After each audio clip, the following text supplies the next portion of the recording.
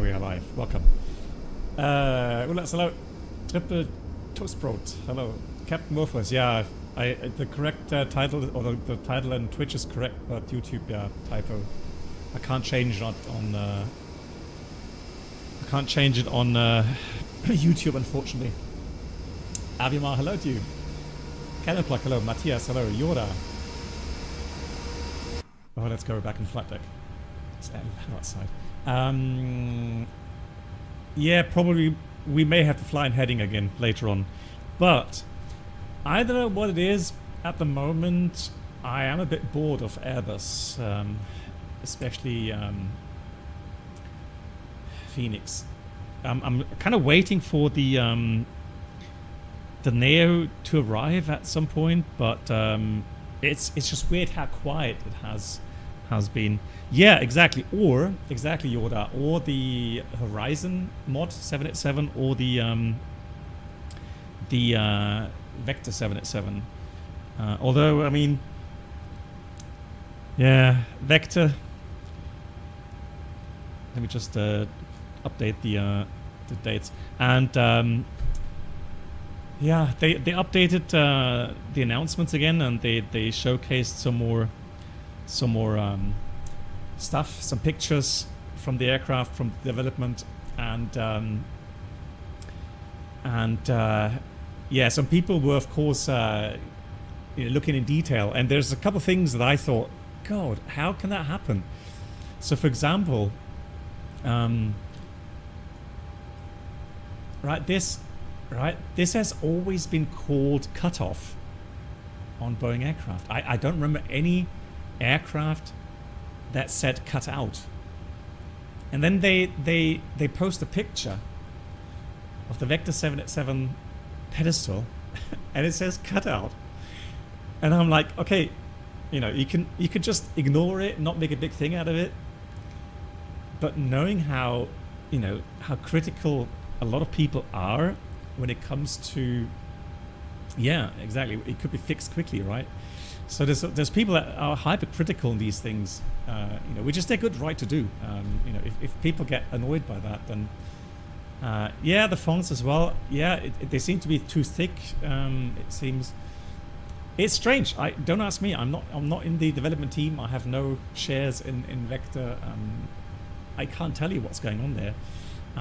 Now, I do still say it's in development, and we'll wait until we get the final product. But of course, these kind of things, they just feed skepticism and feed the skeptics. So I don't know why they don't have a quality team, and then make sure those things don't happen, right? Fischkopf, hello. Ja, Fischkopf, Dankeschön für dein Tipp mit dem der Sky Vector auf okay.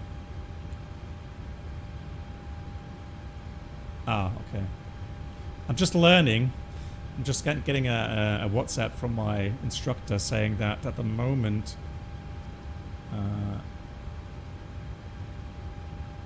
they're not sure if any of those two aircraft that we have are going to be flyable on Friday. They both seem to have a technical issue. Let me just reply. Would be a shame. Although the weather isn't too good for Friday, so a lot of things are not optimal. And Svenja, nice to see you, Svenja. Wie geht's dir? Liebe Grüße. Yeah, we got more GA flying today as well. Yeah. Yeah, the FSLabs Neo. I have an issue with FSLabs. The performance for me is just terrible. I just can't get like 50 FPS with frame gen, etc. I don't know what they did with their add-on. It's a shame, but it just ruins my immersion. So I can't fly the FSLabs at the moment. Right, let me just have a go quickly. I need to do something here with the system page. Where's my... Oh, I can't wait. They always announce stuff and hype, and then, like for example, the update here in the iFly 737, and then suddenly it all goes quiet, and you don't know when the update will hit, right? Because they did announce a huge improvement with the EFB.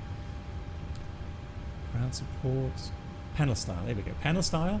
Now I want to have the navigation display, and I want to have the heading on top.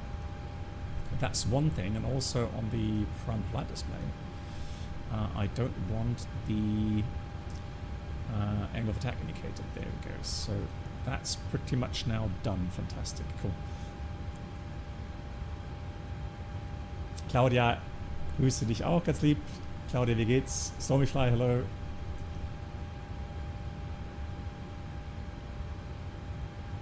No, I think they already kind of hinted, you know, end of the year. Magna, hello to you. Joey, good evening. Yeah, wind. It could get windy as well on Friday. Yeah. Oh, you're eating a steak right now. Okay, so have a good time, and wish you best of luck, the best of success with your studies and exams. Triple Sport. Easy. Oh, you're flying. So before your holiday, you're actually flying along with us. Cool.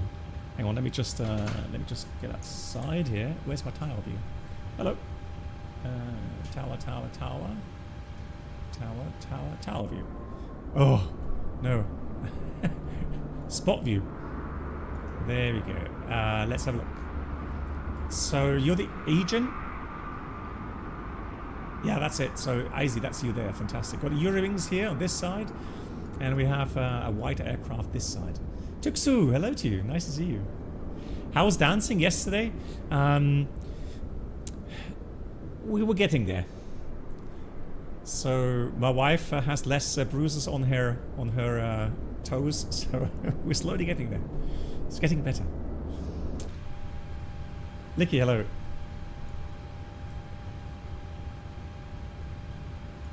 Yeah, like I said, I mean, in the end, the customers will decide, right?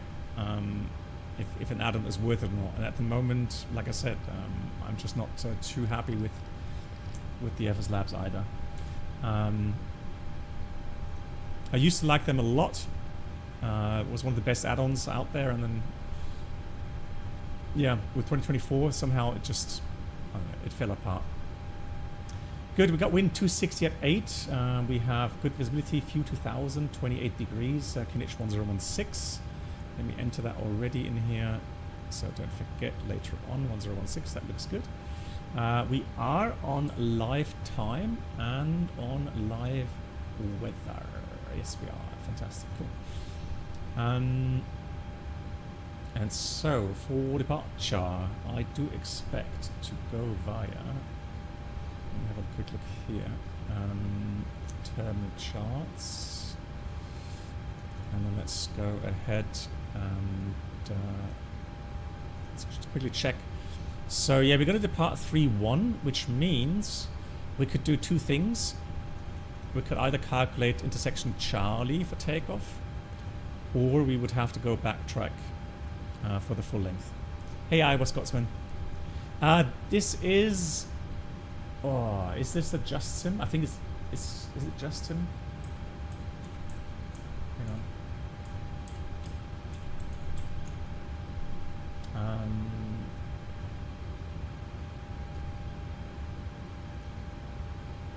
Yeah, it's Justin. Yep. Yeah, just memes, exactly. It is. Pro Souls, hello to you as well.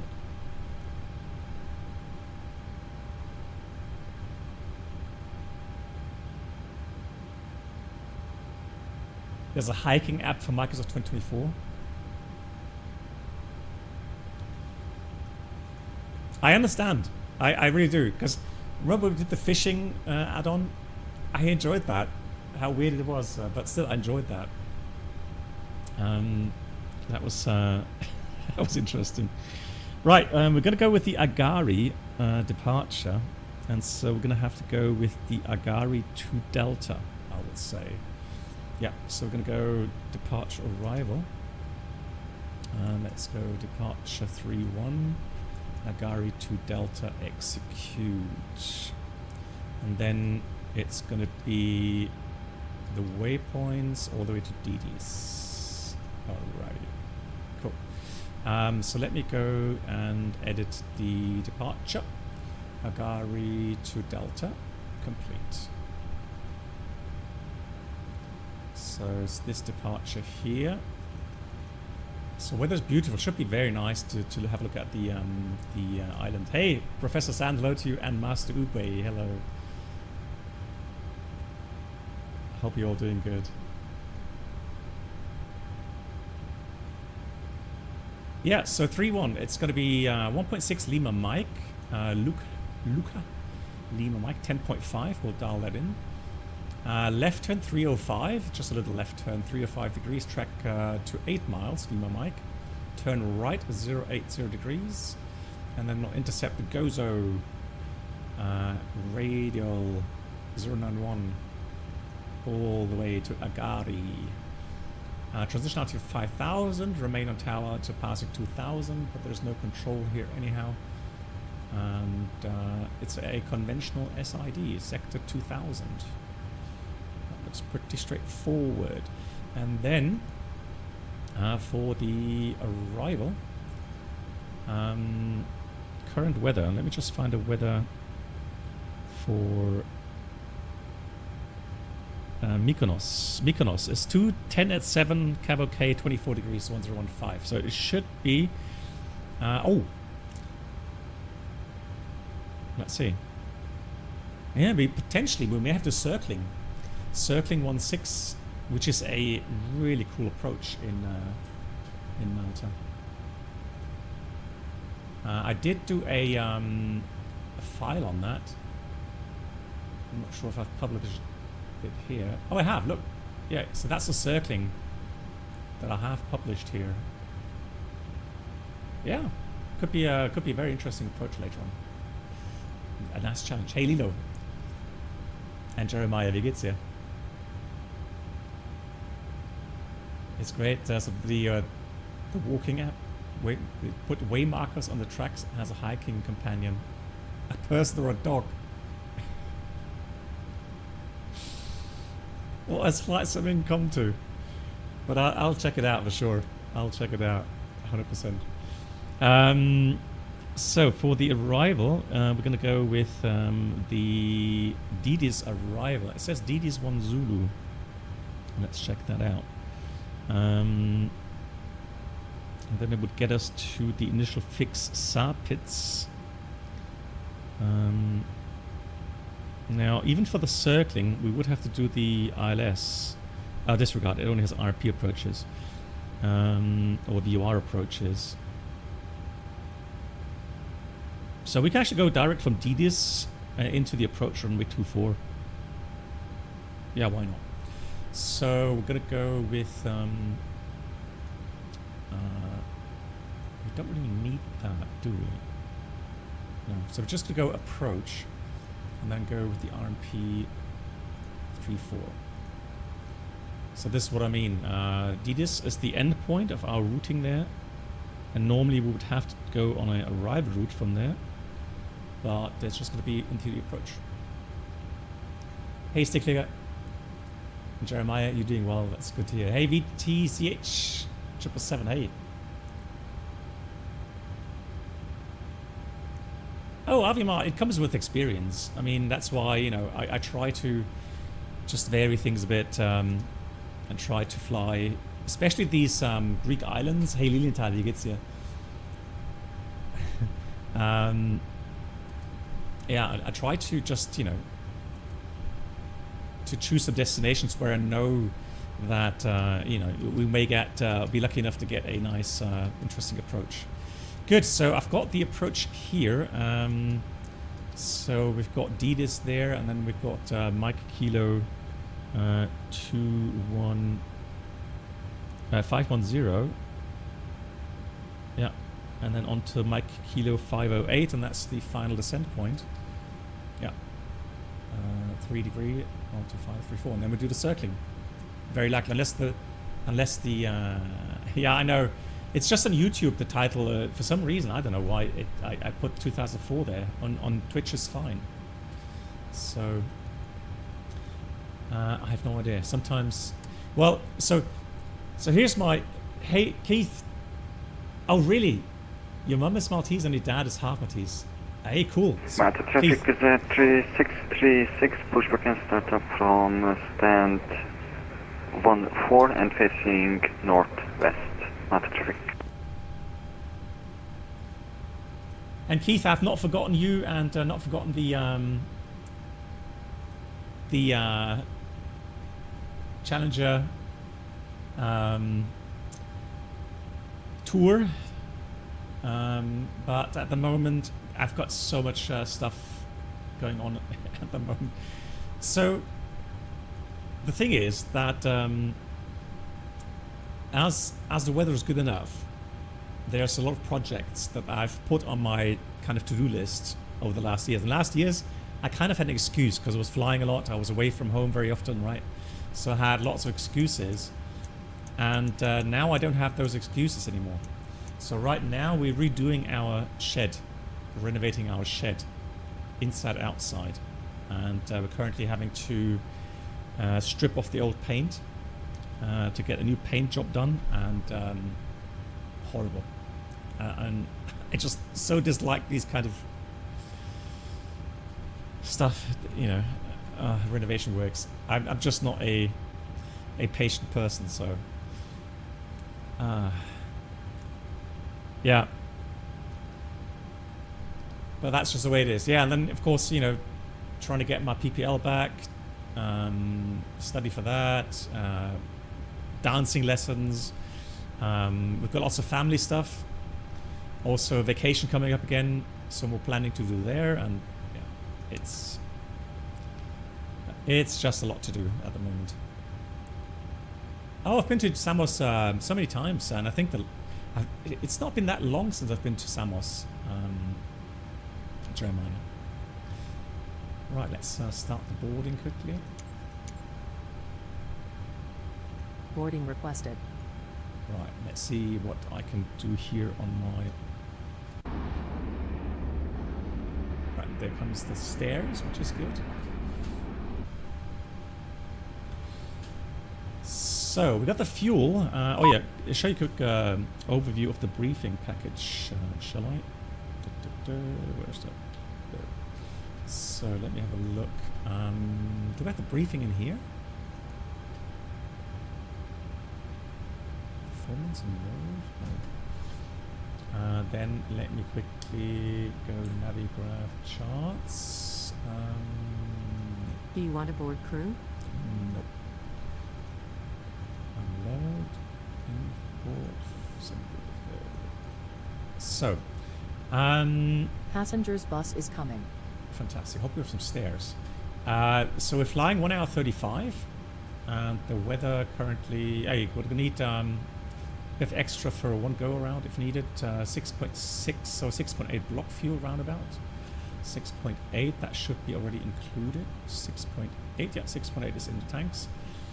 And weather currently. Oops, where's my weather?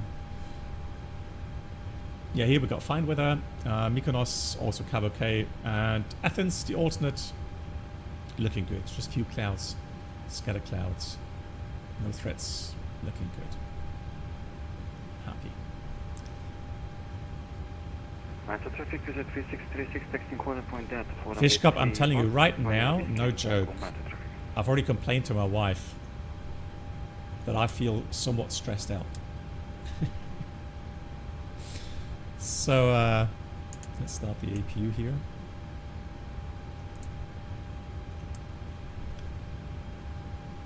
Yeah, no joke.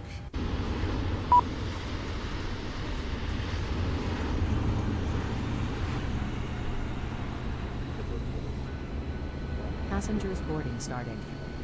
Oh yeah, by the way, so Malta Air is so Air Malta closed down, and then they Ryanair. So this is a Ryanair subsidiary, I think.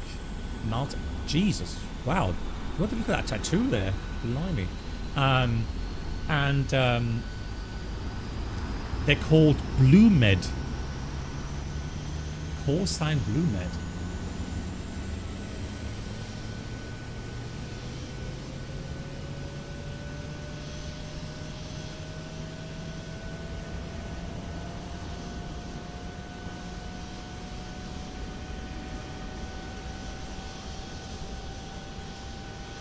looks good. APU is now available. Let's get some APU bleed air on. Let's get the packs on for nice cool temperatures. For the passengers. Let's have a look. Passenger cabin temperature. Oh, 28 degrees almost. Hey, yeah, that's hot. That is warm. All right. So what are we expecting?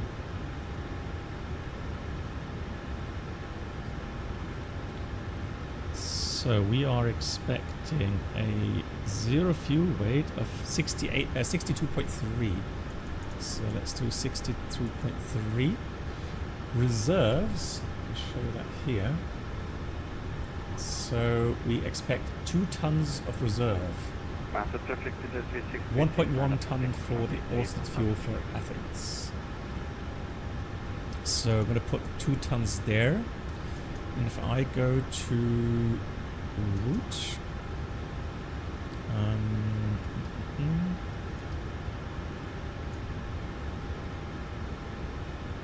yeah, that looks good. And then let me go ahead. Malta traffic, even 255 is pushing back for 10-1.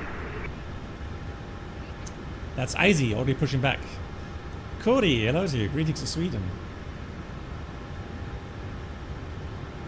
Yeah, Keith, I've been to Malta on the 320 series many times. Most often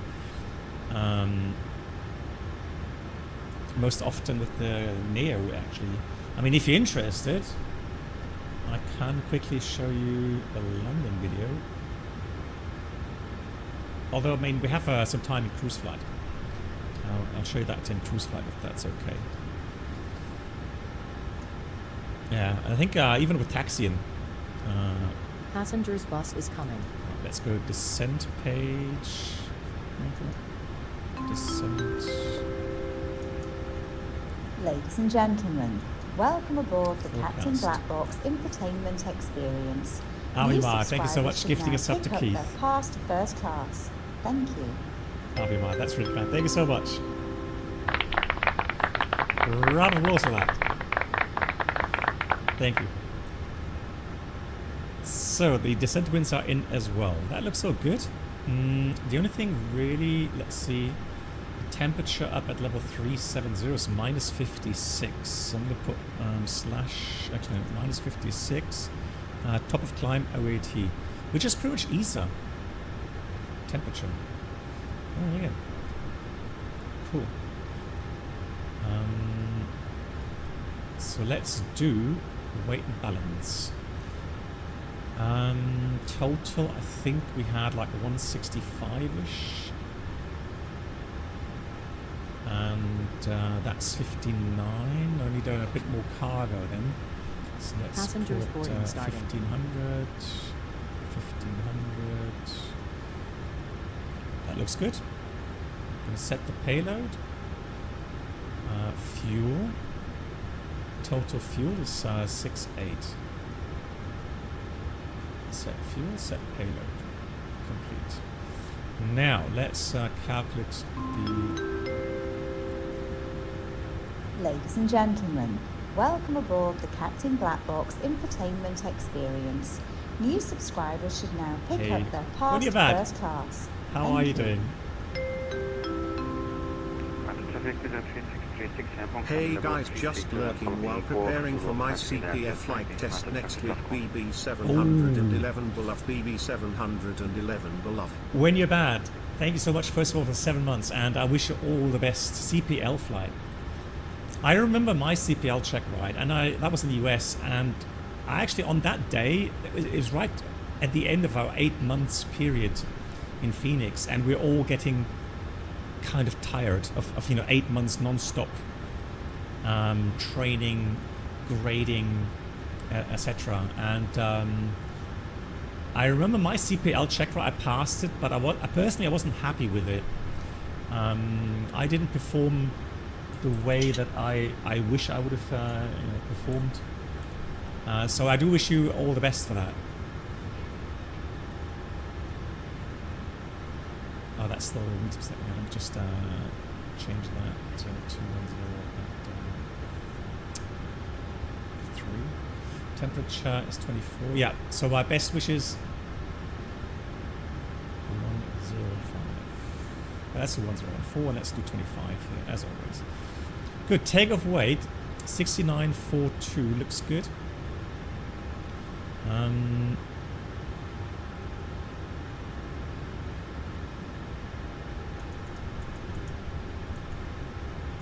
Alright, CG22, thrust rating will go. The problem is, already completed the board.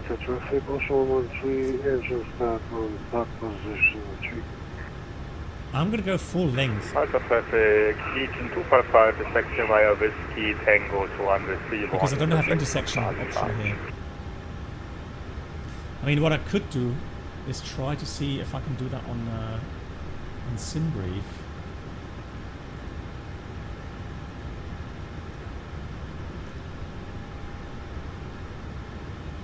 And when you're bad, you're asking a question, how do you deal with flights where you still pass them but not happy with? Well, so one thing, I mean, you've been in training for a while as well now. You just have to accept the fact that you're going to have good days and you're going to have bad days. It's just the way the human, brain and human body behaves, right?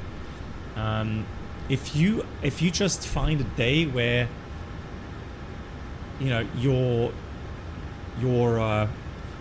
metabolism, your thinking process, thought process just isn't up to speed. You're not going to have such a good day, right? You're not going to fail, but you're not going to meet your own personal standards maybe that you used to. So it's just one of those things you have to accept, and just move on, right?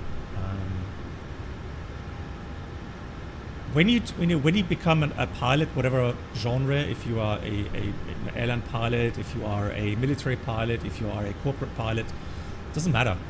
You're going to have regular check rides, and on some check rides you're going to perform in the most stellar way, and then other check rides, you're just going to be okay, and maybe sometimes you have a bad check ride as well, potentially even failing a check ride. It can happen. It's just one of those things, right? I'm gonna go with aircon on because the temperature anti-ice off right here. Okay, so max would be 45. So I'm starting. What? Oh, there we go. Now let me have a look at my calculations here. Let's see if I can get more detail here. So theoretically, if I find out the distance that we have available from the intersection, then we should be able to calculate that, right? So let's go.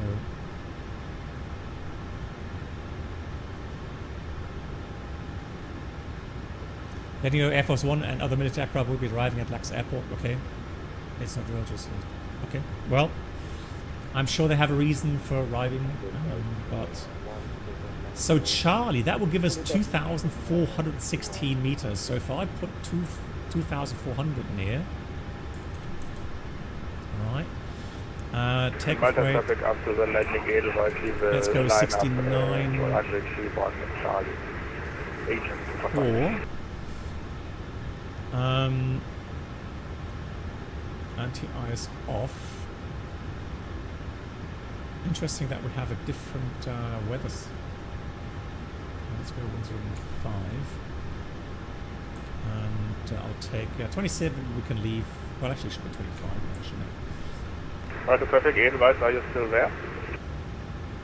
So let's calculate that. Let's see what comes.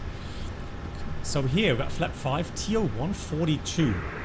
Delta traffic, Legion 255 is lining up 31. Shall we trust this? At Charlie. Oh, oh yeah, you're right. Hang on. Delta traffic, also move 361 by right for unit from Tango in Charlie. Yeah, thanks. Aye. Not concentrating. Let's do 28 then. 105. 28. Yeah, leave the weather as... So the wind is okay. It's 270. Let's do 270 at 331. I'm a bit concerned though, because here it only allows me to do takeoff and assume temperature 44, flaps 5. While on SimBrief, with the 1B28, and that's the rating I have in here as well. So if I look at the rating in here, right, it's also 28K. So with 2,400 meters, let's do 27 in here. It still gets TO 142. Yeah, I know. That's hey Alpha. I know, but the meters a second, that's fine. That is what I. So it's usually 2 times 2 is knots. Malta traffic, Eason 245, departing runway 31. Let's have a look at departure from IC. Welcome aboard the Captain Blackbox Twitch channel subscriber experience. Could new subscribers please make your way to the first class cabin, where complimentary drinks, snacks, and premium flight entertainment will be served. Thank you. Okay. It doesn't allow D rates above 51C, so SimBrief will never work. Okay. Well, in this case, to make sure, we're going to go full length then. We'll take the backtrack, go full length, and take the values that we have here in the performance calculator.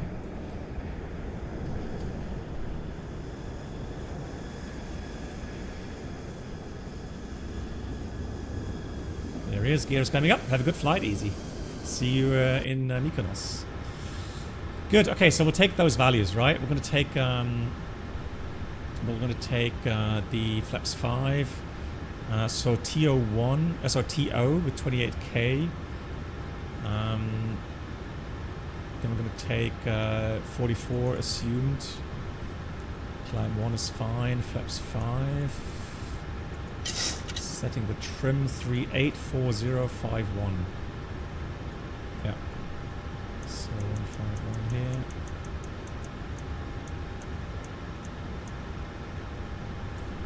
And track is 312.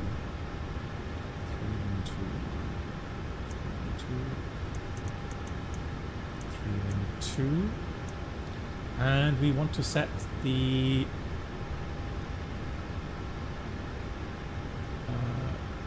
nav Lima mic 10.5. Oh, Swiss. Beautiful. So 10.5. Oh, hang on.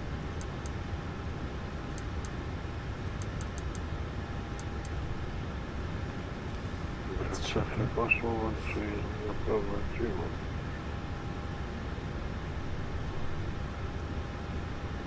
Out of 10.5. There it is. So I was looking here, but it's not showing up there. It's just showing up here because it's an ILS. So that's the DME distance we have to reference ourselves to. So I'm going to put Gozo then on set number 2. So we'll go with 15.7.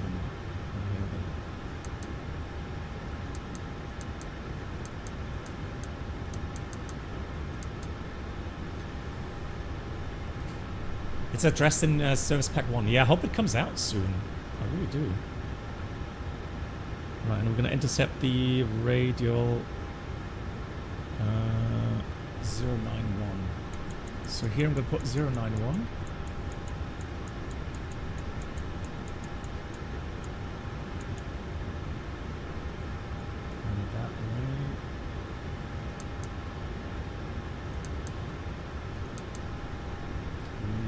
Be seeing that. Cool.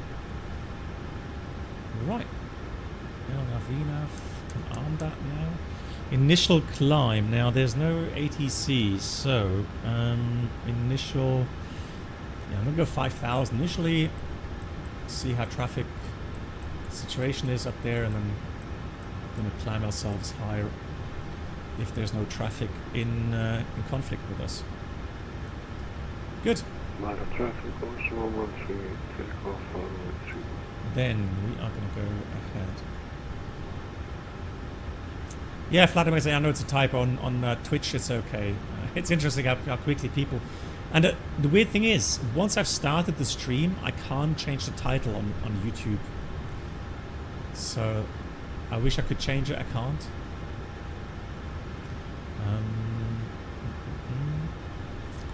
System page. Let's go to doors. Close. And support. Now we have APU on bus. So we're going to disconnect. Also make sure that we have park brake set. And then we'll do a quick briefing.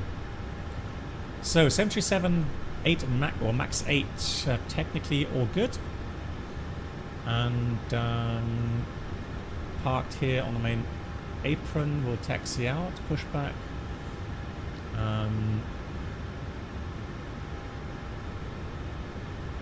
Just thinking. Berlin 5 on Alpha, pushing back from 2 Romeo. Let's have a look. So push back. We can go. Well, actually, usually, hang on. Isn't that normally a taxi out position? Hold on.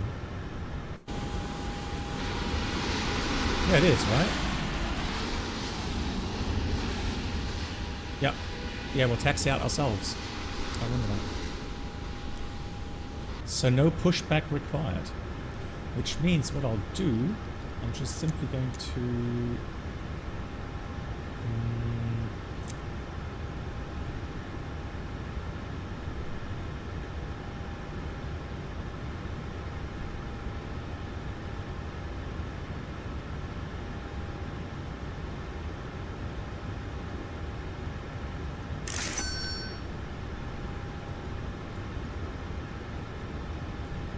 Interesting.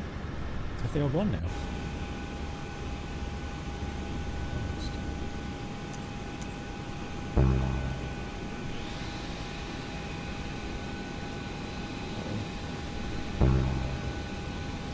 Ah. Right, jetways. Let me just have a look here. So pushback.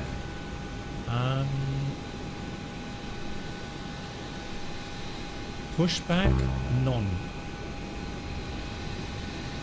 Marking. Pushback, disabled. Apply.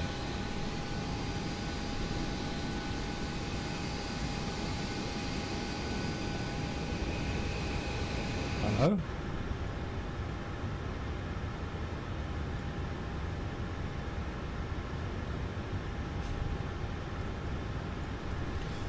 Yes, that's just slewing the aircraft. Good, where were we? We're stuck, so we're going to taxi out on our own. It's going to be Victor, Uniform Tango, Charlie. And then from Charlie, we'll backtrack. We'll go out Alpha 1, so that we can hold short again for departure. Departing 3-1 on the Agari to Delta departure, conventional, already briefed at. Up to 5,000 feet, sector 2,000. Anything specials? Threats, guys? 3-1, right. Anything that you see?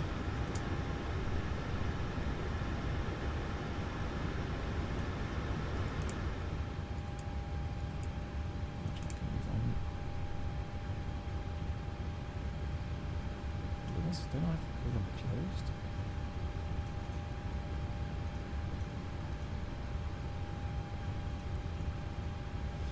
Right, well, I mean, if you park like this, then I can't taxi out. Oh, God. I'm going to have to ignore that guy. Right, all doors are closed.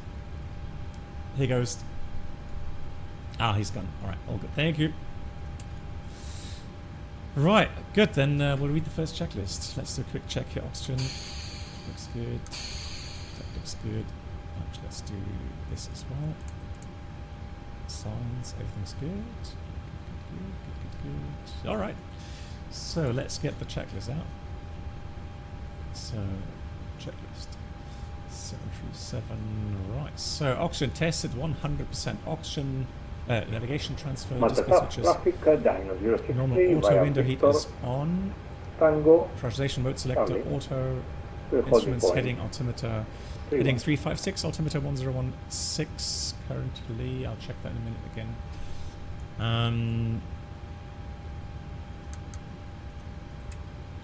With 260 feet, set 3 times. Then we have park and brake set, engine start levels cut off. And that's pre-flight checklist complete. So let's quickly check the weather one more time here.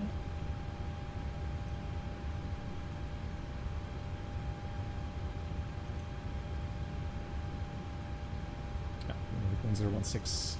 Good. Then before start to the line, fuel is 6.8 tons, pumps on, passenger signs are on, V2 is 151, heading 312 and altitude 5000, V1, VR, V2, 138, 140, 151.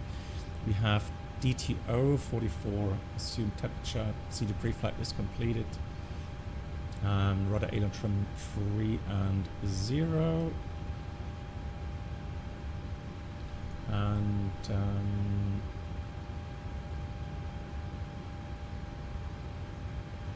taxi takeoff briefing completed. It's to the line, below the line. Flight deck doors closed and locked. All doors are closed. Anti-collision light is on, and that's the before start below the line completed. Now we're going to start the engines here at the gate, and let's listen to the beautiful engine sounds. So we have good start pressure. We'll start this engine first because we do listen to the sounds.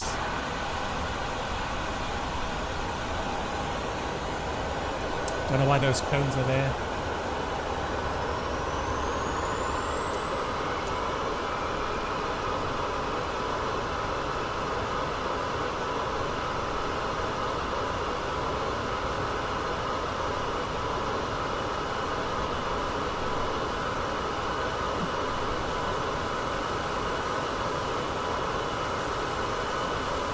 Oh, they're coming back. It's right. It's the right. These are out. Good. Still motoring. So we're waiting for the fuel on, and it's now gone. Now we go. It's fuel on.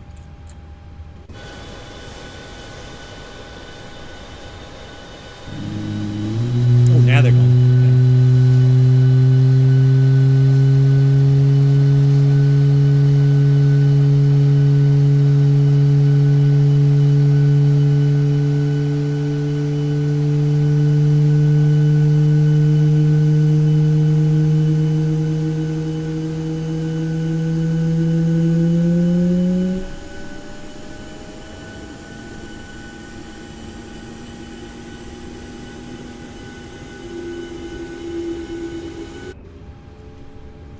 Very nice, very nice. Right, yeah, those should go on anyways. Now let's start engine 1. Same thing here. Gonna wait until the motoring disappears. Yeah, the sounds are great. Very cool. Oh yeah, I'm sweating again like crazy. It's like what's the temperature right now? So Wednesday, Thursday this week, and that's why I'm saying so busy. Wednesday, Thursday, I'm going to get my air conditioning unit installed. The problem is it's going to be here right next to the whole setup here. So I've got to clean up the office, move the whole simulator to the right so they have some room. 27.5 degrees right now. Here comes fuel. No, this is Pilot Lad. No, unfortunately not. We're still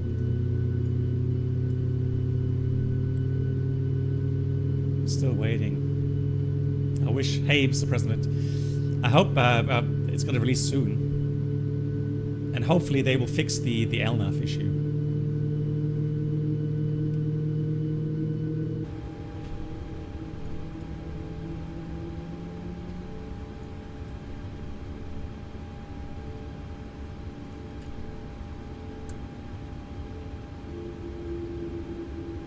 nice. Let's do the before taxi items, flaps 5. Today we can switch off the APU bleed. Any APU?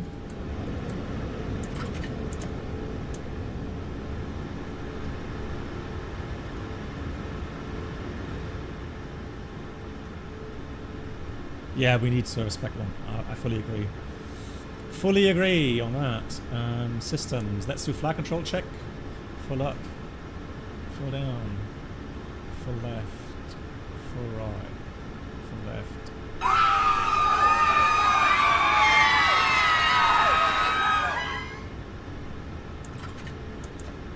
Just a test. Just a test. Alright, guys? Don't panic. Yeah, right. I don't know. Today I thought I should not be streaming really because I'm honestly actually way too tired. But I didn't want to skip it again, so let's see, everything done now? Good, alrighty. Flight controls, rudder was checked as well, right? Rudder was checked. Full left, full right. There we go. Alright, so that's trimmer set. Looking good. Let's do the checklist here. So we've got before taxi generators on. We have propede on, anti-ice off. Isolation valve is auto. Then we have engine start switch continuous. Recall. Try that again. Recall is checked. No lights on, and the auto brake is RTO, and just that levels idle attend. Flight controls checked, and ground equipment is clear. So let's go dial in pilot. Malta Luca traffic, BlueMet, 6-4 uniform, taxiing holding point Charlie, runway 31 in Malta Luca. Off. And off we go.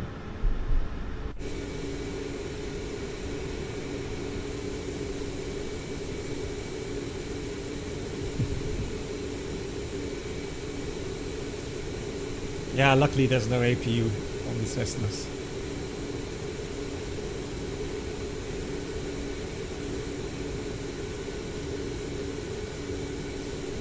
So Aviamar, you can see that you can turn on a very, very small area. I mean, it's not really the best for the tires.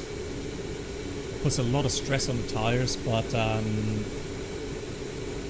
yeah, you can turn. Even if there's an aircraft parked here, there's enough room. Yeah, there should be though. Interestingly enough.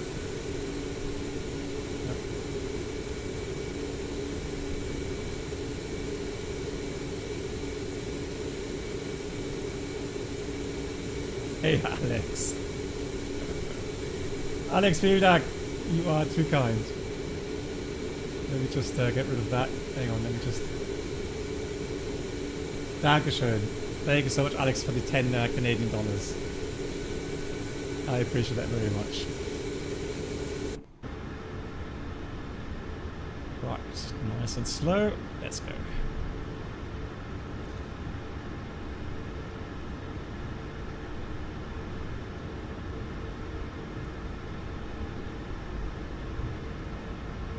And also Felix, Felix Sock, Dankeschön. Thank you so much for 35 months. Also to thank you so much for those 35.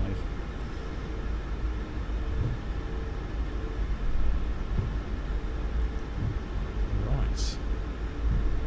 And Fabian, wie geht's dir? Schön dich zu sehen. Malta traffic, temperature 5 Lima, Quebec, taxi to runway 31 via turn.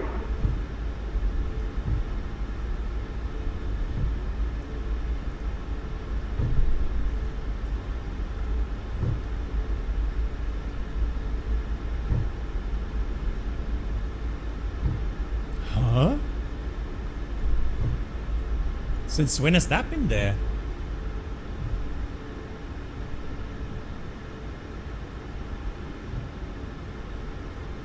Never seen that.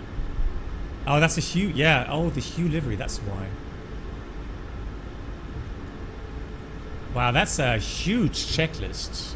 Blimey. Before start, before taxi. And interesting. Oh yeah, and then the rest is on the clipboard here on the. All right, let's try that one. Okay, before takeoff, config, flaps 5 checked. So flaps 5 green light. Step trim is 5.3 units set. Takeoff briefing reviewed, no changes. Cabin is secure. MCP is set. Transponder.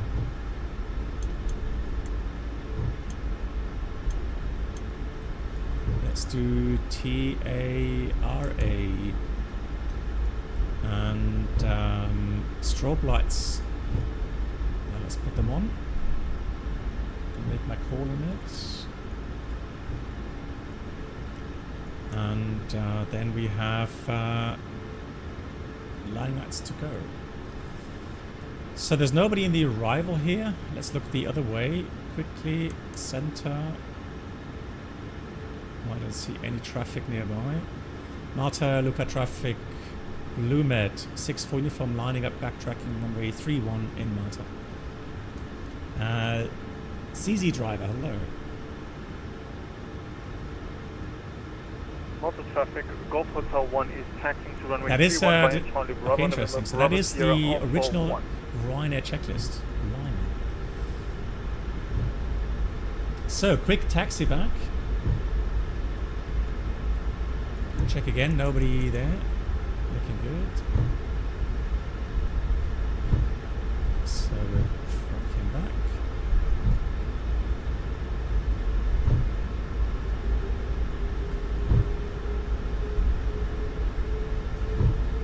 And expedite.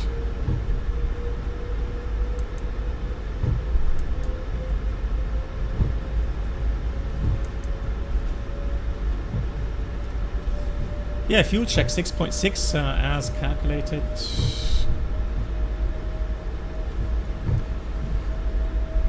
So now we're going to go off here. And then we can hold short again. The pace guy, hello. The peace guy, sorry. Doing good, how are you doing? Wie geht's?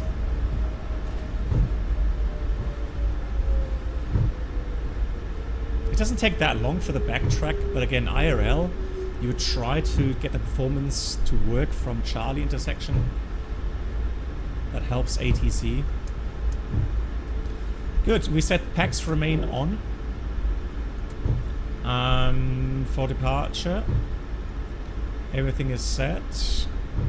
Briefing remains the same. Cabin crew be ready for prepare for departure.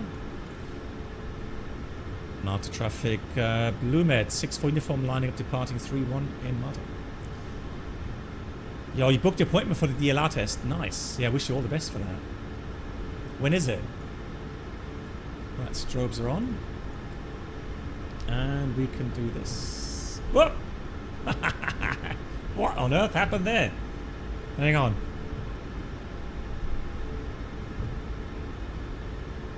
Where's my yoke?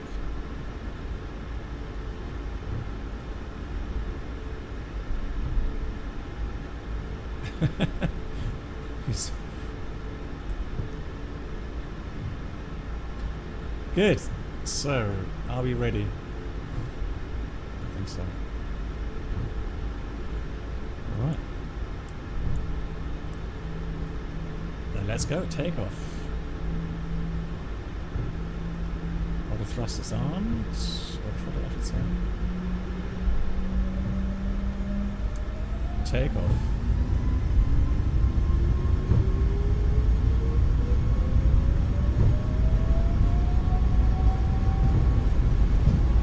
Thruster set. 80 knots.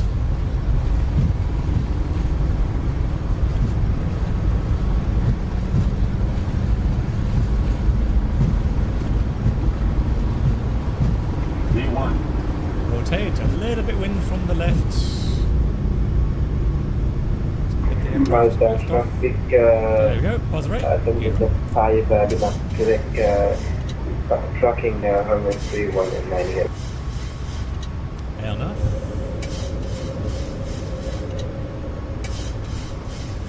1 enough speed. A little bit to the left. 305.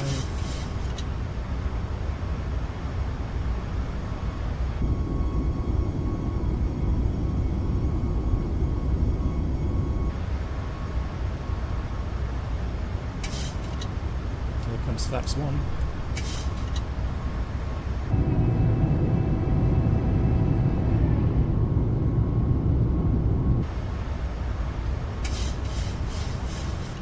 Flaps up.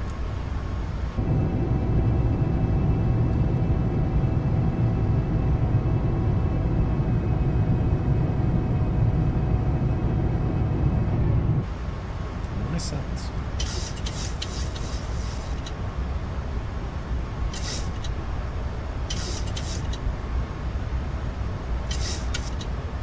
Beautiful. Autopilot on. I didn't hear any other traffic. I'm not seeing anything else. There's already VNAV out. Good climb rate. So then we'll go up to N1 VNAV speed, and then we're going to climb 370.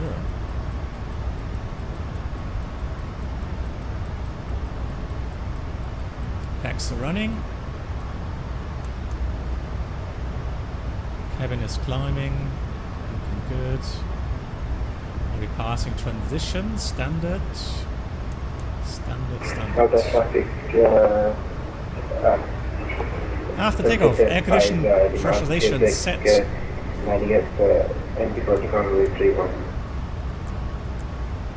Engine start switches off. Landing gear up. Auto brake off. Flaps up, no lights, altimeters, standard sets.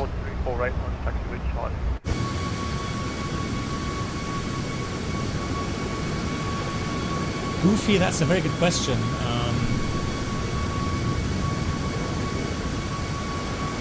Why do they say 80 knots at Boeing and 100 at Airbus? Let me ask you guys, what's the purpose of the 80 or the 100 knot call out?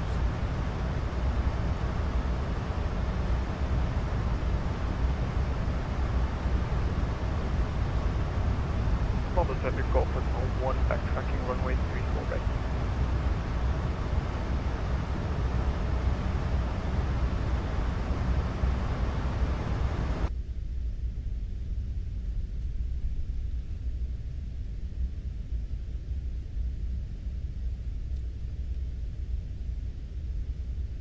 Still have it. Yeah, it serves several purposes. So one of the purposes, obviously, speed check, right?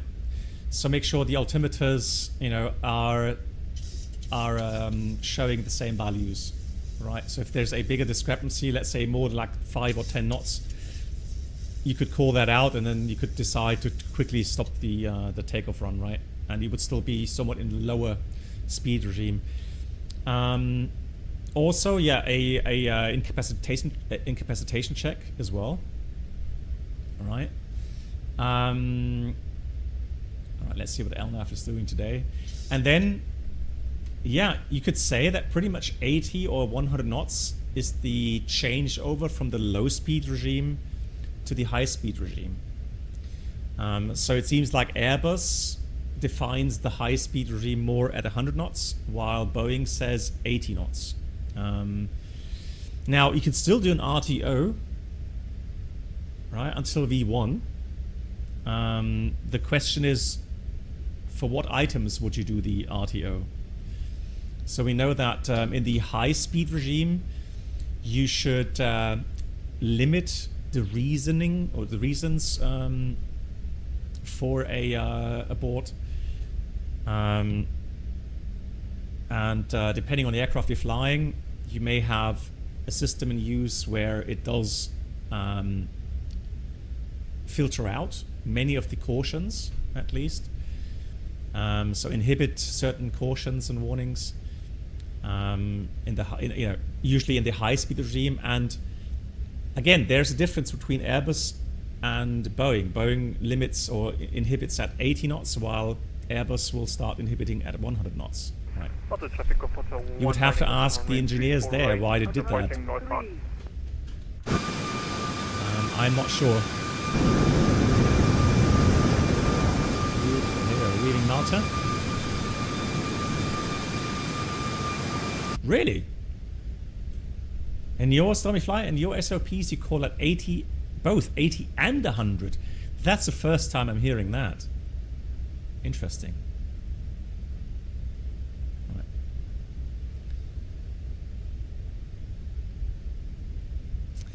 Avimar, what do you mean by engines switching to the high? What do you mean with engines? In what way do engines switch to the high-speed regime? I've never heard that.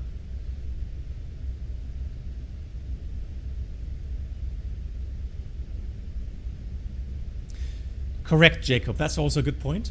So we know that at 80 knots, we have throttle hold or thrust hold, where the servo motors are being disconnected from the thrust levers. So until 80 knots, so you see the thrust levers move forward and they will adjust the takeoff power. And then at 80 knots, the servo motors are disconnected from the thrust levers, meaning that if the pilot adds thrust manually or reduces the thrust levers, they will not try to move back to the takeoff thrust setting, right?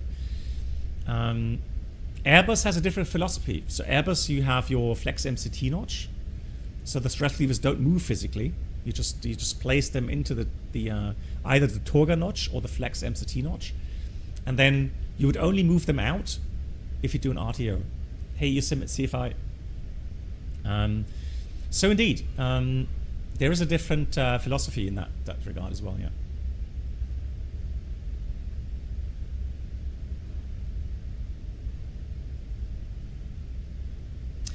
Jacob, that's the thing. So even on the 787, if you do an RTO below 80 knots, now if you do an RTO on a 787, 747, 737, when you abort below 80 knots, you have to always remember, well, even if you abort at high speed, you would still disconnect the autothrust. So you would press those autothrust disengage switches, right? So it's like pull back the thrust to idle, press those disconnect switches twice at least to make sure they disconnect.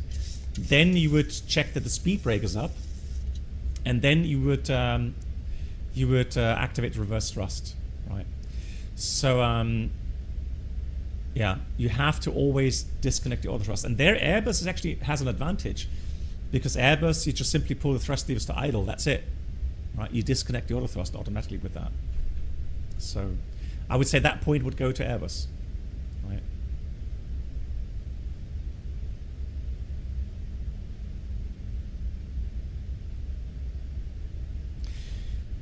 Yeah, so Avimal, I think, for us pilots, the high or low speed regimes, they are a helper for the canned decision process.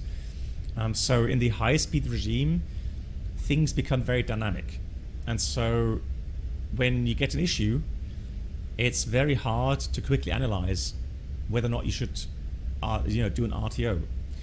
And so we pilots, we do what's called canned decisions, right? So there's certain items we know that we have to abort, right? And so when we do our departure briefing, we keep things simple, right? So in the high speed regime, we would say we've got to abort for thrust loss, ATC call, and aircraft not controllable, right?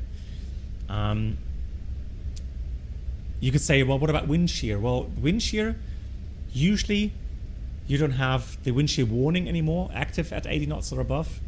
So that's then being kind of inhibited. So then you would have to judge by your airspeed fluctuations, and there the philosophy is that you should not really do an RTO, because if you have like a tailwind shear where suddenly you get a lot more tailwind, you don't know exactly where your V2 or V1 and V2 point is. So especially V1 on the runway, right? Because then obviously that V1 point is not fixed anymore, right? As you get more tailwind, let's say, it would be shifting. And then if you did a RTO, you know, in your indicated, let's say you have a, today we had, what did we have, V1? Let's say 140, right? So without the wind shear, at a certain point you would reach 140 knots and then you'd say V1, correct? Now you get suddenly between 120 knots, you get a 20, 30 knot wind shear where obviously then it takes a lot longer to reach that 140 knots and that V1 decision point, but that's not the one you calculated. So potentially if you do an RTO then, with a ground speed then maybe let's say you're at 170 knots ground speed because of that 30 knot tailwind component, you potentially have an overrun. Okay, so the philosophy there is actually to go airborne. You know, go max thrust, toga, or here in the yeah, just press the toga buttons to get full thrust and move the thrust levers full forward. Because of the FADEC here, the modern engines, the FADEC will make sure the aircraft or the engines don't overpower, right? They don't go above their design limits. The older engines that didn't have a FADEC, then yeah, potentially you would have to, you know, be careful in overboosting the engine. Exactly. So wind shear would be normally in the high speed. So below, if you're below 80 knots, again, it's not that threshold, or let's say you're below 100 knots on the Airbus, you get a wind shear call out or wind shear indication. Well, then you know, you could still safely do an RTO. But anytime you're in the high speed regime, then things become more critical because you don't know exactly where that V1 point suddenly is, right?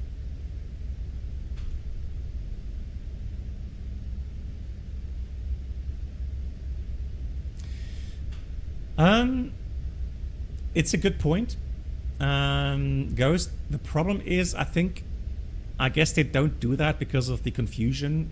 Sometimes, you know, because the ground speed is read off here, and nowadays, I guess the ground speed is, you know, fairly reliable.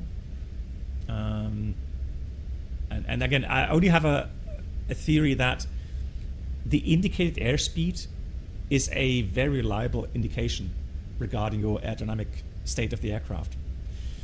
A ground speed, as you say, may give you a nice point for V1, but it doesn't really tell you the aerodynamic state of the aircraft. Right? If you have 30 knots tailwind and indicate airspeed of 110 knots instead of 140 knots, and you rotate the aircraft, so then you would have to make V1 based on ground speed and then VR and V2 on indicated. I think that's you know, just getting people confused if it's hectic. So that's why I think they probably don't do that. This should be the Etna, correct?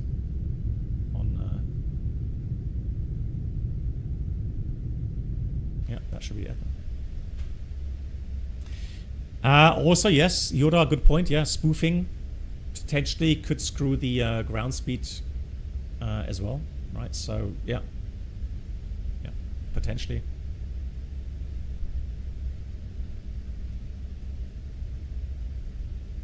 How would the A320 react after 100 knots when you pull the thrust back to climb, but not to idle? It will probably give you a caution regarding thrust not set or something. That's a good point. I've never tried it, obviously, for obvious reasons, and it's never been demonstrated to us. Because, I mean, why would you? Let me ask you this way: why would you pull the thrust levers if you're above 100 knots? Why would you put them into the climb notch? Right? Because I mean, if you don't do an RTO, you don't touch the thrust levers. The only reason why you would move the thrust levers is to put them in toga in case of wind shear. But never ever would you pull them back just slightly. Either you pull them back to idle, or you just leave them where they are, or you put them to toga. You don't put them back to climb. So it's one of those very theoretical questions where in practice it doesn't happen. Right? Yeah, exactly. Also, Fabian, exactly that, right? So your aerodynamic limitations regarding VMCG and VMCA as well, they all are dependent on indicated airspeed and not on ground speed. So that's why you would have to have two different speed definitions, right? So you would say, okay, V1 is based on ground speed, and then V2 is more dependent on indicated speed. But then again, I agree, V1 is never allowed to be below VMCG, right? And then if you know, but VMCG has to be an indicated speed, not a ground speed. So yeah, that's why.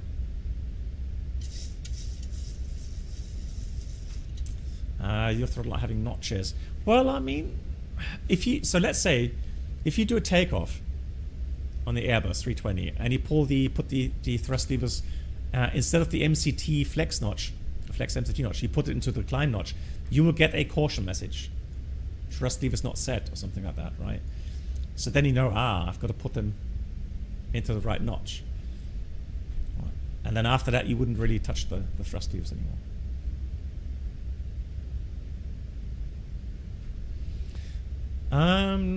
Let's have a look. Do I have a discontinuity in there? I could have. Where did you see that?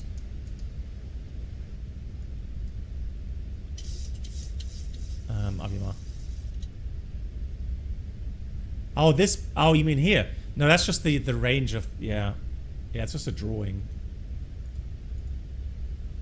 Yeah. So if I go max range there.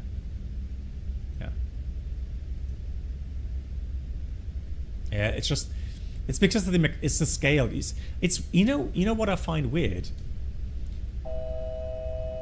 Yeah, 1,000 feet to go. So what I find weird is, so this is the magnetic scale here, right? And that's why it's black, right? Because of numbering. Okay, so there's a scale there. And that's why it's cut off there. But I'm surprised that the rain draws all the way up. I wonder if the real aircraft has that as well.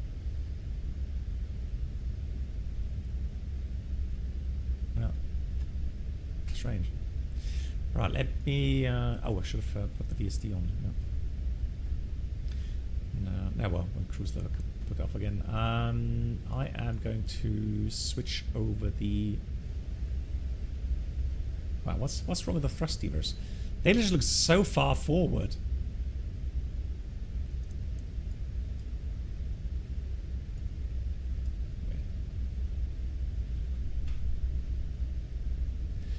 No, we have heading up.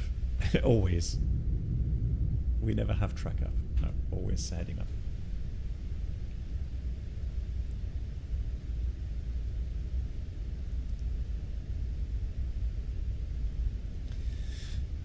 Right, here we are. So now we're outside. Yeah, so I've got my headphone simulation on. So if I put that off. I mean, I can go and adjust the sound settings here. I mean, I can do it this way as well.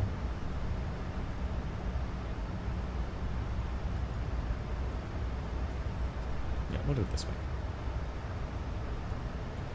Nice. Good. Let's have a quick look where we are and where we're flying and what potential en route alternates we have. So let's go flights.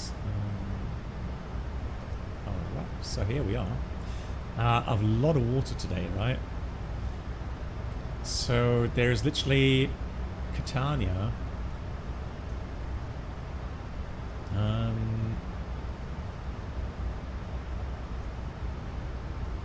Yeah, Reggio Calabria.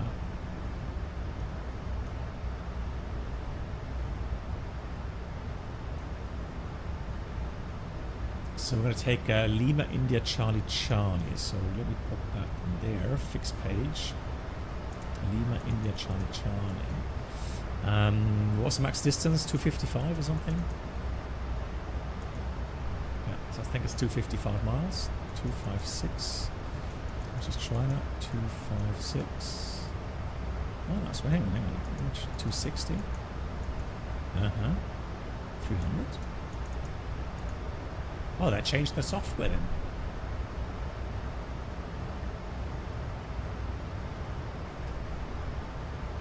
I'm going to take a 300 miles. So that way is 300 miles back to Catania for a diversion, and then we would have Kefalina or Kefalinia. Lima Golf Kilo Foxtrot. Never landed there, but could be an interesting airport as well. Oh, sorry, there. Well, but, like we can make those rings a lot smaller, 200 miles even.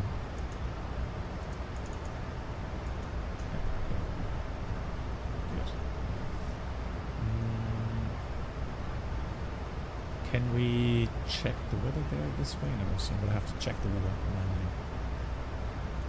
Alex, thanks again for the $5 Canadian dollars. Are we awake now?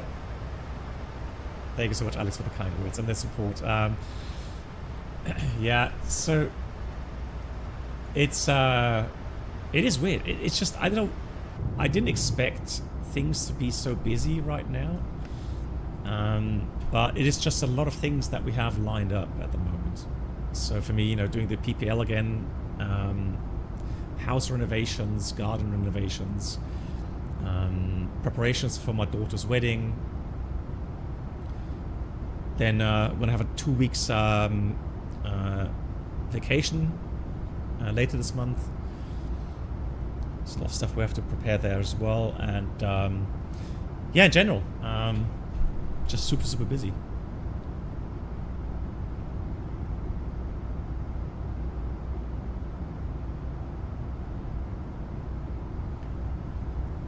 Abimar, thanks for the weather. There we go. So we've got that, and let me check Lima.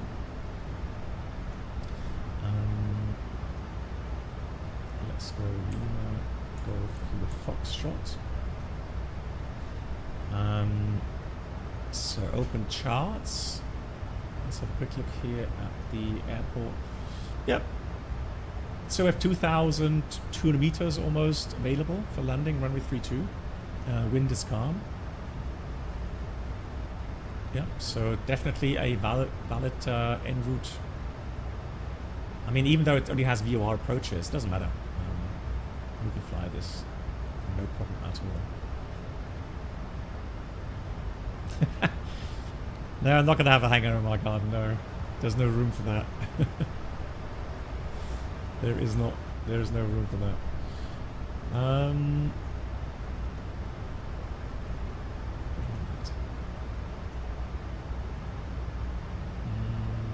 Araxos. I guess what we could do then is we're going to put in Athens next then. So Athena. Let's take Lima Golf Alpha Victor in here as well. 200 miles. And we already got the weather, thanks for that. Hey Mark, Gude. Yeah, indeed. Time to go back for work, to work for a rest, yeah. Oh, telling you, there's Athena. The weather there is 229. Yep, 26 degrees, 1014. But Mark, I know you know what I mean, right? You think you've retired, and man, things just get so busy. Oh, I forgot that. Yeah, dancing lessons twice a week. We go to the sports club. This morning went to the sports club. We do that twice a week to stay fit. Hey Ghost, okay, yeah, let me just have a look. Super cool approach between the mountains. Oh, where was that? Beautiful. Where was that, Ghost? That looks great. Yeah, cycling. Yoda, I was going to ask you, Yoda. I know you're studying hard for your ratings. Do you have time to go cycling these days? I guess you're not able to do as much as you did last year. Well, I wouldn't say it's hell, but I mean... Oh, you got ill last week. Okay. Yeah. Really? Still doing 10 hours a week? Crazy. Hey, Ted. Yeah, Ted, I hope you're doing well. Greetings to you. Yeah, Ted, I'm not sure. So, you did some Cessna flying or VFA flying as well, right? I know you enjoyed it. There's a new airport in... Oh, really? In Mumbai? Wow, okay. Where's that located then? Interesting. New airport in Mumbai.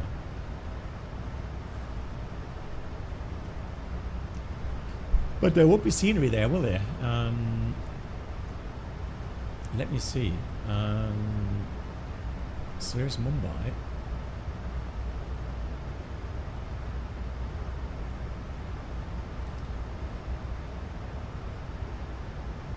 Victor Alpha November Mike.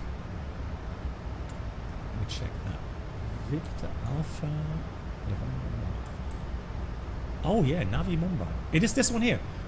Wow, but that's so far away. This is a new airport, single runway? But how long does it take to get to Mumbai town?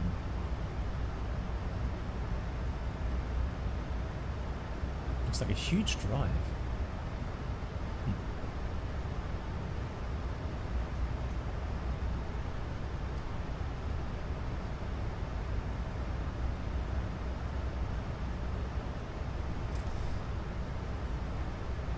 Toyota, you have one more exam to go and then back to normal. Nice. Lewis. Oh no. Oh, it's supposed to be a dual runway eventually. There's a 30-kilometer bridge that takes 20 minutes. Really? Oh, that's pretty good then. Oh, yeah, that's a very posh airplane. Piper Warrior 2. Yeah, it is expensive. I mean, for us, even with the Cessna 172, we pay 170 euros now, wet rates. So that's including the fuel. But yeah, it has become pretty expensive. Yeah, pretty expensive. Yeah, I fully agree.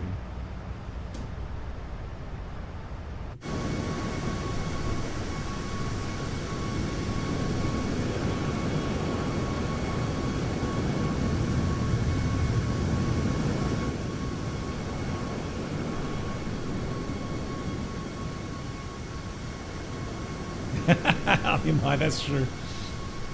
That's true. So, next time we complain about flight sim being expensive, yeah.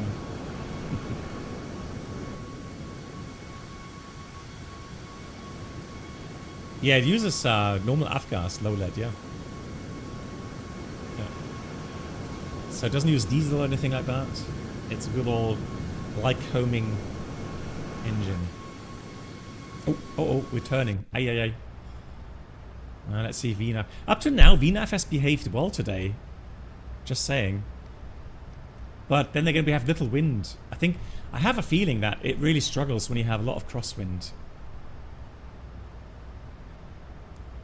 Then it often starts to oscillate like crazy.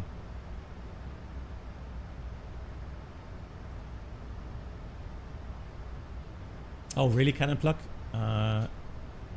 The rig is packed up in boxes for move to Spain. So, may I ask where you're moving from? And is it for longer time that you move to Spain? Oh no, it's doing the oscillations again. Ay, come on. I haven't seen that.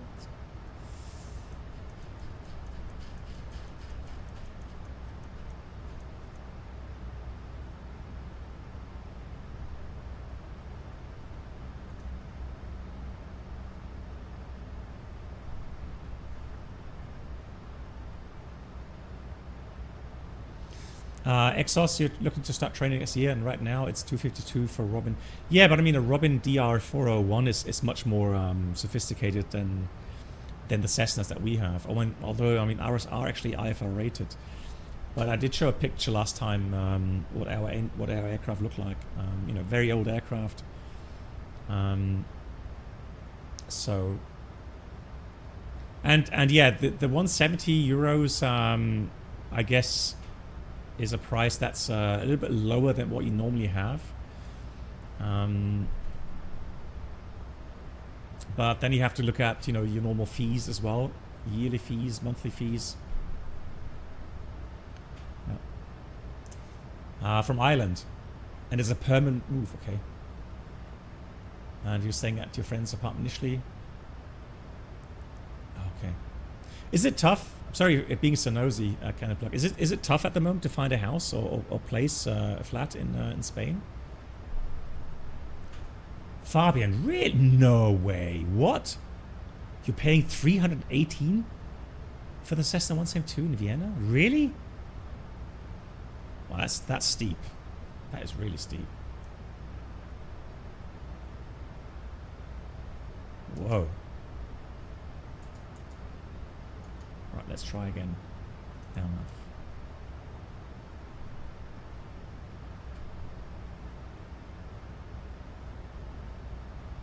That's expensive. 318. Yeah. That's the thing, right? Fish Cop. So, I mean, you know, then you see 119 for a Breezer UL, which is a great UL. A lot of fun to fly as well, right? Yeah, so that's a reason why it's, you know, a good idea to make an UL license as well. Valencia is very difficult to rentals at the moment. Fun place to buy. Okay. Then the market seems to be softening a bit. Okay. Well, hopefully, yeah, hopefully you find something quickly. Yeah.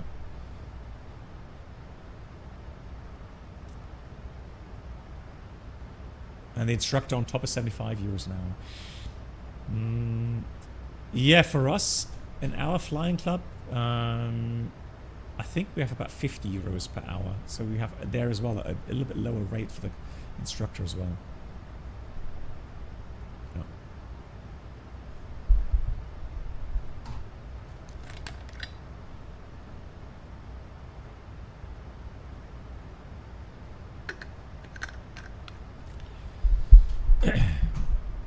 So guys, if we had an engine failure right now, what's the first thing we would have, or first 2 or 3 things we would have to do?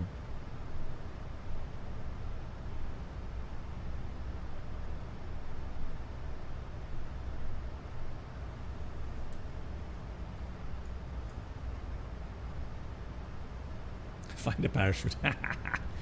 Jerry, that answer gives you at least an extra point. Descend. Okay. Now the question is though, do you have to descend immediately?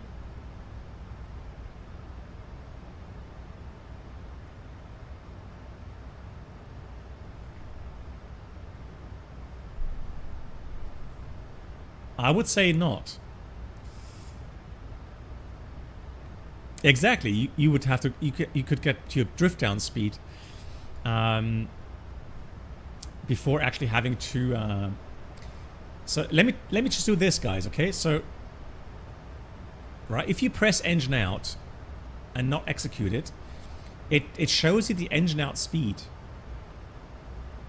right? So look at this. So if you think about engine failure, right? I mean, yes, aviate, navigate, communicate, always. And now aviate, that's the part we're looking at right now. So first thing I would do is I would actually turn away from the airway, because I know eventually I'm going to have to descend. So I don't want to descend on an airway where potentially you have aircraft opposite and going the same way, right? So like, you know, 45 degrees, 30 degrees left off or something like that. That would be one thing. That's already a good thing to do, right?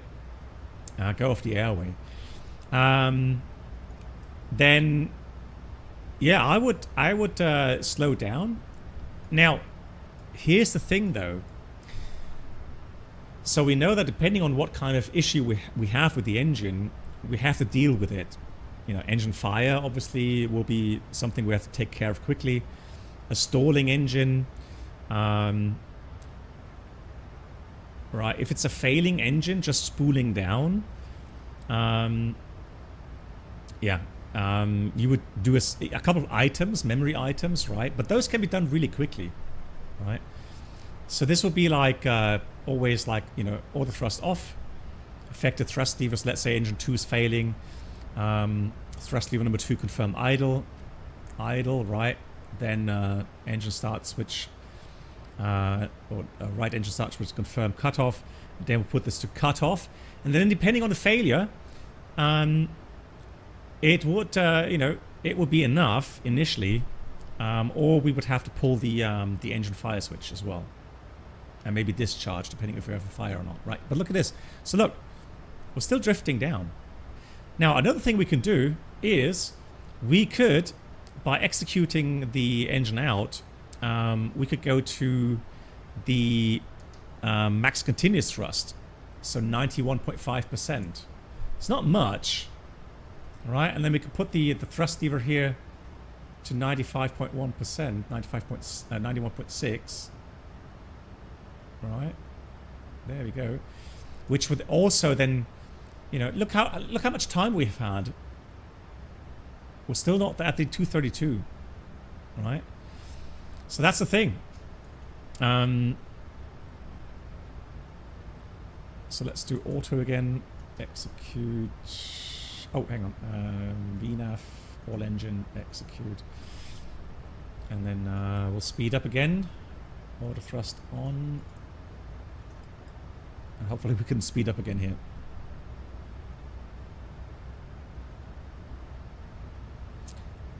No, we put it to idle, Avimar.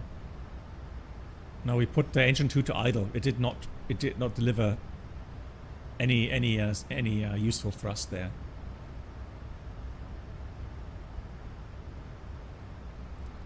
So I mean the time from when I put the engine to idle power, that's why. Yeah, but it's not. It's just a rotation. There's not much thrust coming out the back. So imagine the speed we're going, right? The air that's coming out at the end of the engine. I mean, yes, if the fan was standing still, that would create a lot of drag.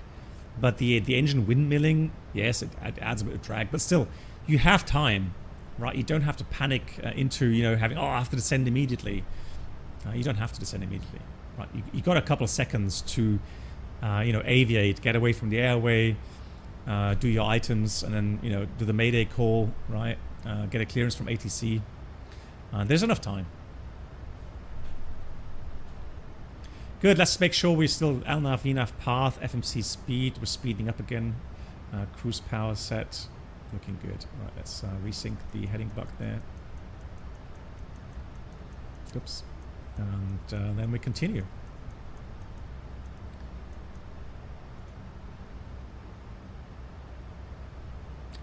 Overall prices for the PPL, 18,000 euros. Yeah.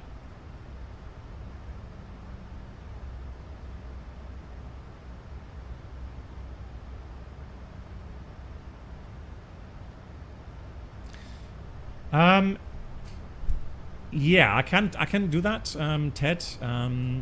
So it's an interesting question there as well, guys. So let's say for some reason you have a flame out, right? So we know that from our procedures, if the engine doesn't show signs of being completely broken or having, like, you know, obvious damage to it, so if the engine just spools down, it does give us the option to do a restart in flight. Now, there's two ways to restart an engine. Can you name them? Or can anyone name the two options that you have? Oh, they are busy at Greek airspace? Hang on. Let me check. Oh, they are. And we're just getting into the airspace there.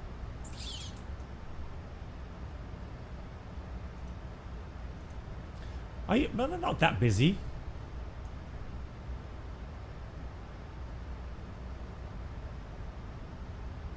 No, I think they're right. Yep. Yeah. So what would you think would be the best idea initially?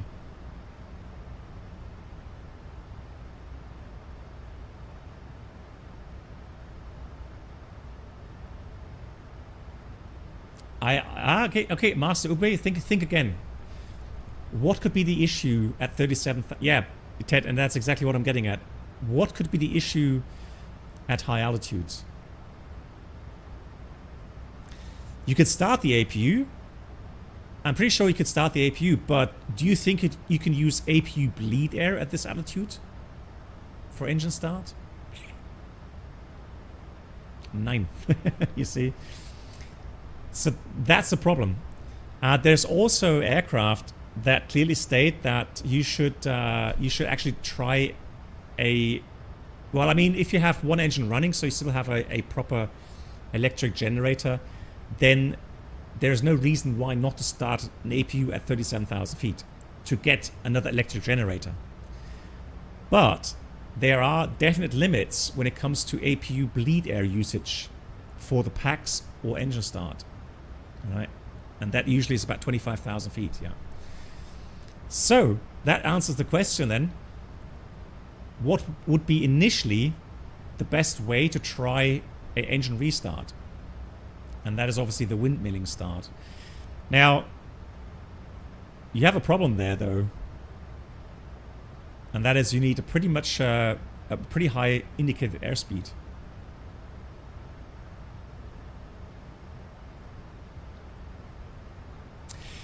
Master Uguay, a lot of procedures will not allow you to do that. Can you imagine why? If you have only one engine running, what's your pack system doing?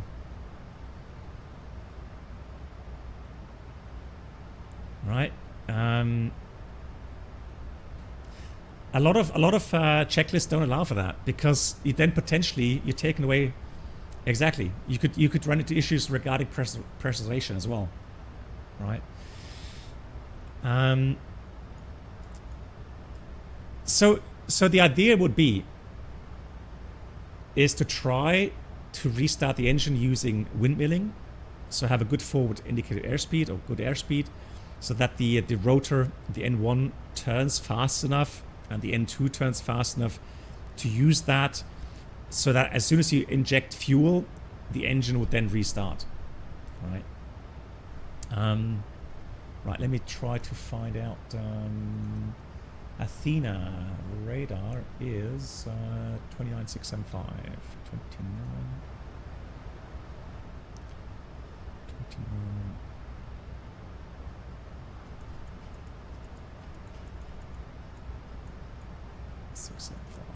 Walk 6456. Cargo pilot. Hotel, after the Delta Delta Mike, class Father 120 and 6456 Hadra 2 Mike. Very correct. You're wing 3 Papa back, holding point runway 05. You're wing 3 Papa Quebec, runway 05, clear for takeoff 100 degrees 5 knots. Clear for takeoff, wing 3 Papa Quebec. KM 46, switch to Unicom 228.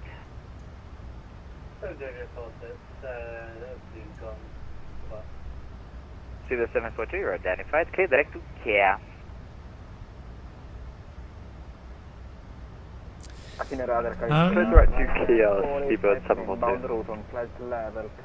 Let me see if I can find a QRH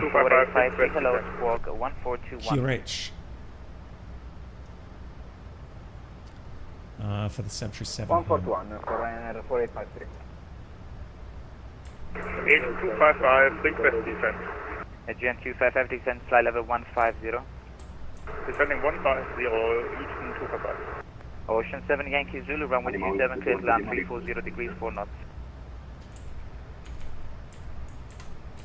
Anima wings 273 Lima, descent, fly level 120. Level 120, Martin, radar, good evening. I was sure I had one. Delta Golf with your flight 370 inbound. Hello, 277 Delta Golf, radar contact. Radar. Does the PNDG have ready for push and start from stand 6. Turns over to my push start approved face south. Push start approved face south. Rendezvous to Mike. Ryanair 4853, you're identified. Yeah, the memory items initially are also printed in the QRH. So what you have is your memory items, and there's a dashed line below that, but they will be printed on the checklists. Yeah. Absolutely. Runway 284, fully ready. But of course, memory items you would have to. Ryan, You would have Dino, to. Dino 284, runway 21 left, clear for takeoff. 230 degrees, 9 knots. So we call them. Everybody to Dino 284, runway 21 left, clear for takeoff. Easy 31 Yankee Romeo, line up and wait, runway 21 left. Adrian 287, descend 7,000. It's funny, he's pinging me to call him, but I can't. He's so busy talking. 7,000 feet, QNH 1014, Adrian 284. Sausage 9. Sausage 9 and Alpha But Arimar, I understand now what you mean with he's very busy. He is. Coros 1 Delta arrival. Yeah. Coros 1 Delta arrival and runway 22 left, Sausage 9 Alpha Lima. Athena, good evening, love, from Med Blue. That's of course a Med Blue 6 for uniform, level 370. Med Blue, I got it, Blue Med now. Yeah, 6 for uniform, hello, Squawk 6761. 6761. Yeah, it could be Blue Med as well, from Blue Med 6 for uniform. Why did you choose these call signs? Like, seriously. Blue Med 6 for uniform, yes, sir. Radar contact 370. Break back at 6126. Yes, yes, there we go. Blue Med. Right, where do I write it down? Blue Med. Adrian 287, descend 4,000 feet, clear dial X-ray 21 right. Flights. Descend to 4,000 feet, clear dial X-ray and 21 right, Adrian 287. Line 6 uniform 6 Yankee Delta, hello, radar contact 370. Clear direct to Erima. Yeah, have a nice evening. Have a great flight, Ted. See you next time. Thanks for saying hello. All the best wishes to you. Good day, Athena Radar, Ocean 6 Mike Charlie with information from Foxtrot passing 145 or 110 inbound Peters.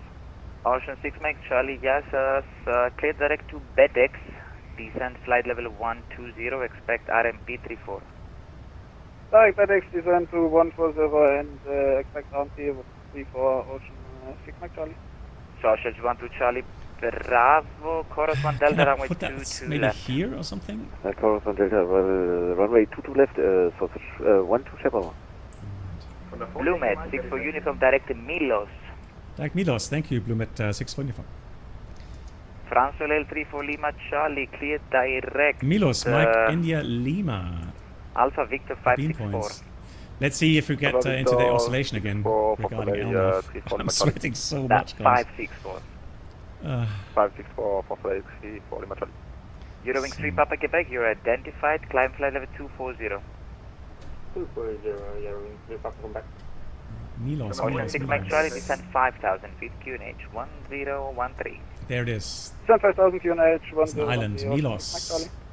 That's a nice direct. You're identified, proceed direct to Uzini, climb flight level 310. Flight 284, direct Uzini, climbing flight level 310. Right, let me get heading select first of all. I'll try that again. 4 Yankee Mike, taxi Alpha 1, backtrack, line up, runway 16. Alpha 1, line up, backtrack, runway 16. Easy. Anima Wings 273 Lima, descend flight level 100. Yeah. Lot 2 Papa Hotel, switch to Unicom 228. Good, we got to prepare the approach, guys. Already top of 7 coming up. The approach itself is quite a challenge. 255, descend flight level 90. Let's try again. Descending flight level 90, Eastern 255. Okay. So, again, we got this waypoint on our normal flight plan. Skytrail 2 Kilo Lima, push the approve is west. Pushing the approve, facing west, Skytrail 2 Kilo Lima. Athena Radar, πολύ καλησπέρα σας, Olympic 951, flight level 350, 30 miles inbound Dallas. Here at Olympic 951, radar contact 350. Athena Radar, καλησπέρα, Olympic 883, request ATC clearance. Now, we are going to do the RMP34 anyhow, and that goes from Didis, Micah, Kilo 510, 508, and then towards the airfield. Let me check the weather really quickly. We don't have the ATIS there. Ocean 7 Yankee Zulu, taxi stand 7. Now, the airport is under his control. So sorry, taxi stand 2. Oh, it's variable 3 knots now. Okay. 2 all stations, I need to close. So everyone switch to Unicom. You're I'm 1 to very 2 sorry to hear that. late. Have a nice landing to wherever you're going. Thank you. Thank you, bye-bye. Thank you Yes, for Alex. Problem solved. Okay, so we like challenges, don't we? Okay. So as always, we have the fuel for one go around anyhow. So what we're going to do is we're going to try that that circling approach here. So we're going to try the RMP approach, and then at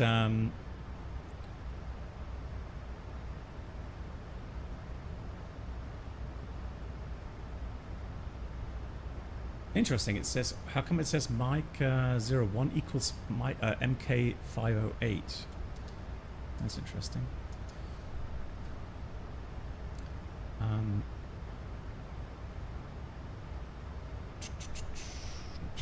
Quickly, hold on. Oh, this one here, yeah. So that's 510508. Final fix. Okay.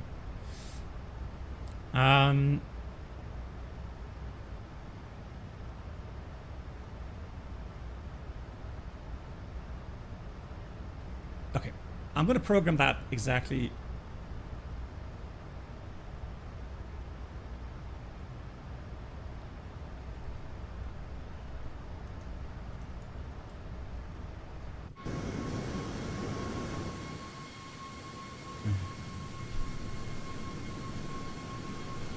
Welcome aboard the Captain Black Box Twitch channel subscriber experience.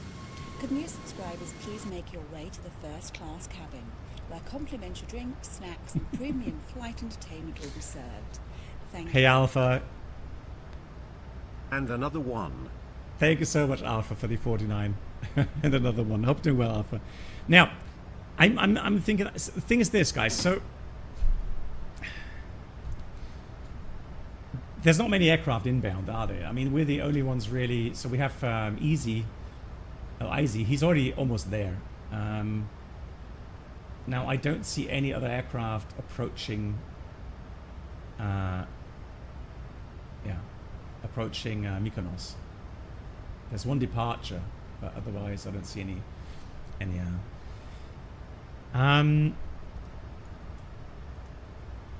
So let's have a quick look here.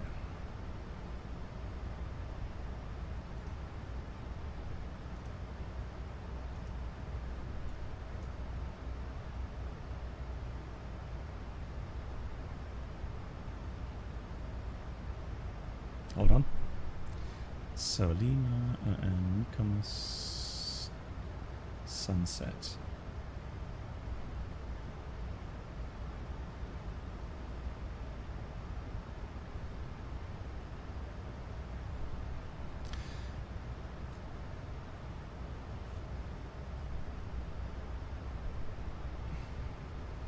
Hold on. Give me a second, guys. Give me a second. We may not even have to change the time. Hold on.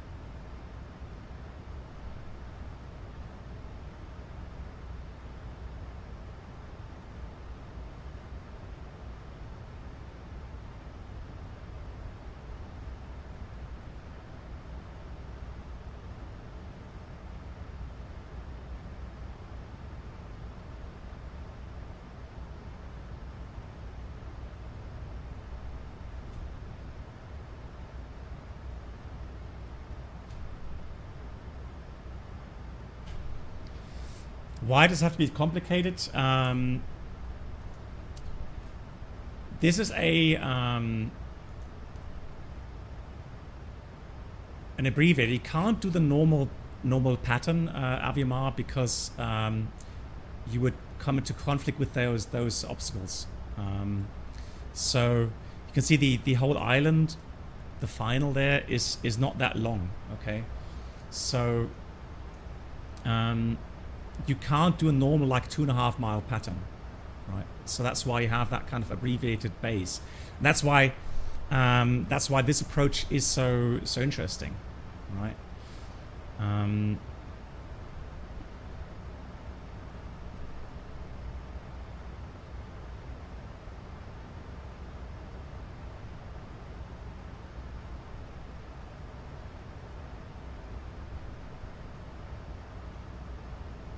Okay.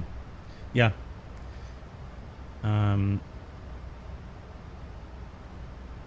Yeah, the problem is obviously they are 1 hour ahead. So that's why it is actually nighttime there. But we'll solve the problem. We're going to put the time to 16:52.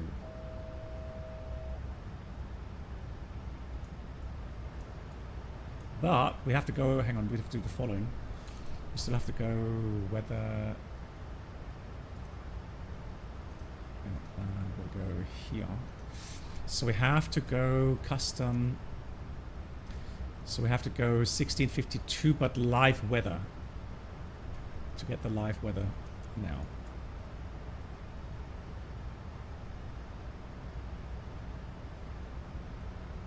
Yep, okay, so we now have officially. Yeah, I'll set the date to tomorrow. Yeah, that's it. Yeah.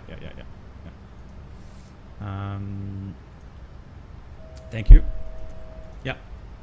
There you go. Okay, cool.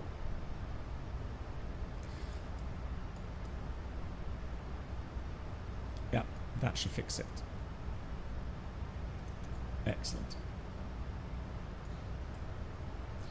Good. We're going to start descent very shortly. So we'll descend. There's no terrain, nothing to worry about. So then initially we'll descend down to, let's check the grids here. Grids, Milos, 3,700. So yeah, 5,000 is safe. 5,000 safe. Transition 6,000. So 70 transition level. So let's go forecast 070 is in. We'll do a flap. Oh, that's a good question. What flap landing? Let's see how much distance we have. So Mykonos has short runway 1902. So flaps 40 landing. Dextello. So flaps 40 it is. Performance. Let's show landing en route landing. Lima Golf Mike Kilo. Okay, a few seconds before we have to descend. We're going to go runway 16 because we're doing circling dry, and the wind was variable 3 knots. All right, so I'm going to take like yeah, let's take a little bit of tailwind, like 2 knots. So that's 2 ms. That's 4 knots tailwind. Temperature is 22.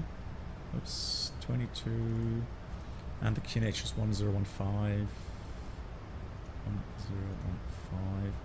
Landing weight currently 66.6. Let's do 66.3. Oh, 66,300. Leave that. So we'll have all operative on the reverser. Flaps 40. Aircon on. Anti-ice off. Brakes. We'll try 3, but I have a feeling we may have to go max braking.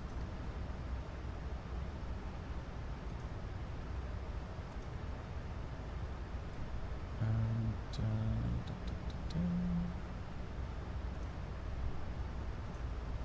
let's calculate. All right. So we need. Actually, land distance required 1790, and we have available 1902. So we'll take those values. Flaps 40. Auto brake 3. And if in doubt, we'll go max brake. Yeah, we'll check the META in a minute as well. We'll do an update. Let's go TCAS to below. See what's below us there. Then for the radio nav setup, we'll have Mykonos 10.0.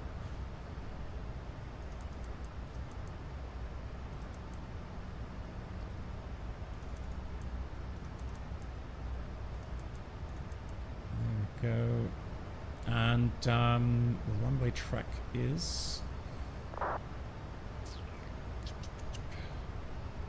Let's go here. That's quicker. So we have inbound track is 156.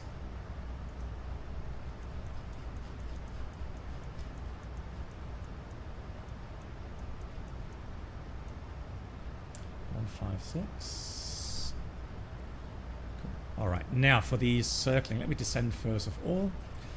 So we did say, let's do it easy. Let's go level 100 first, just to start the initial descent here. Press Alt Intervention, start my descent. FMC speed, VNAV path. Nice and shallow descent. Cool. Okay, so how would we program some fixes in there?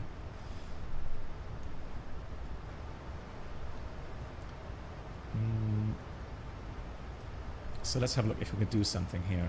MK508.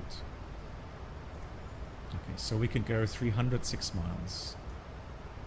Well, actually, let me have a quick look. Yeah, let's try that. So we have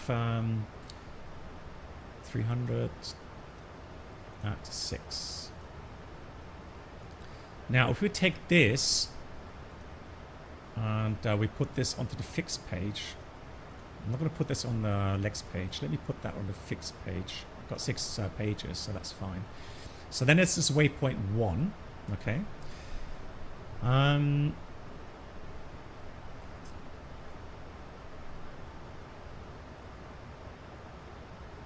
Then we go a bit downwind.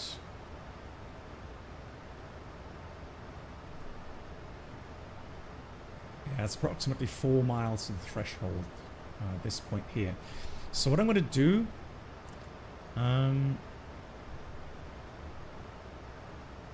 let me see if that works. Runway 16. Runway 16 should be 16. Approach.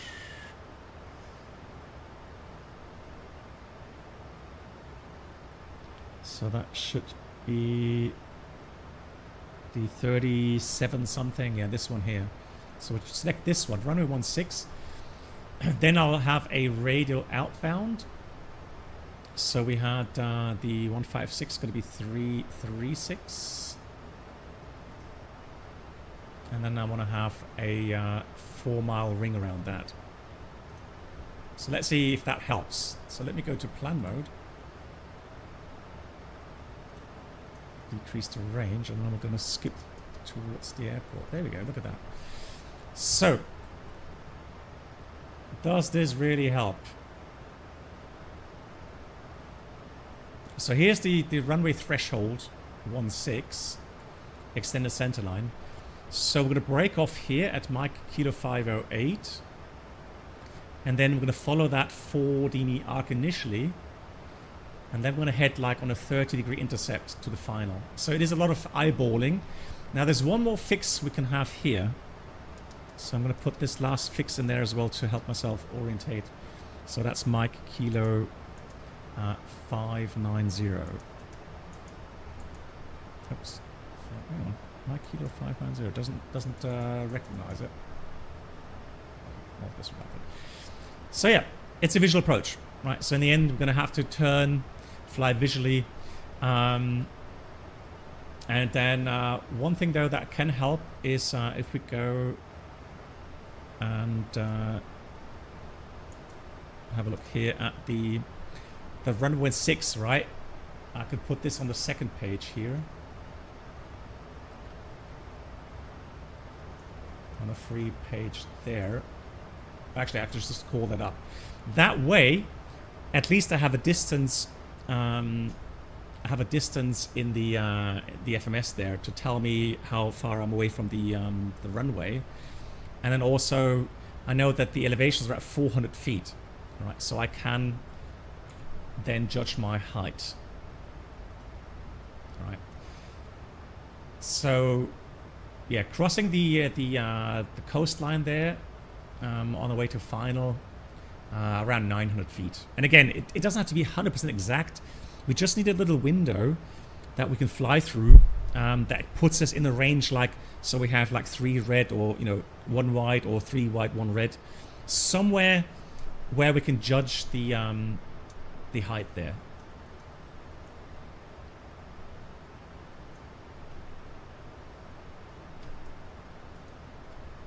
A new META, 190 at 5. Oh, there we go. Look, it even says 190 at 5. That speaks to runway 16, right?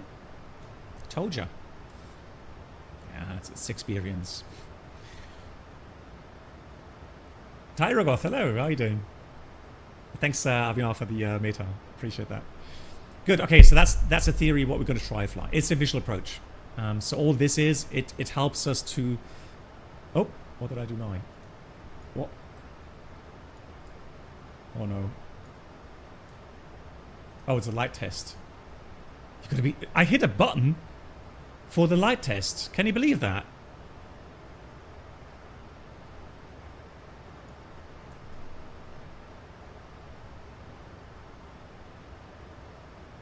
Where is it though? Where's my button for the light test?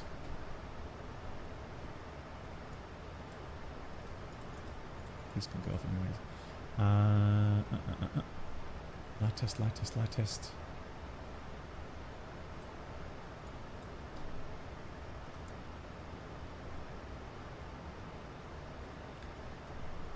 How do I hit those buttons sometimes? I have no idea. Right, anyways, okay, so that's that. Good. Yeah, so again, we're going to fly the RNF initially 3-4 down to the circling altitude of 1620, so 1700 feet. And then we're going to do the circling. So 1700, well, he says 2000 feet, 170. And then we get up to 1700 feet for the circling. 1700, maintain that until we turn towards the island. And then we start a nice descent in final configuration. Flaps 40, gear down. Checklist completed, and then just get onto the final. And yeah, if anything goes wrong, we'll just go missed approach. Missed approach for runway 16 in that case.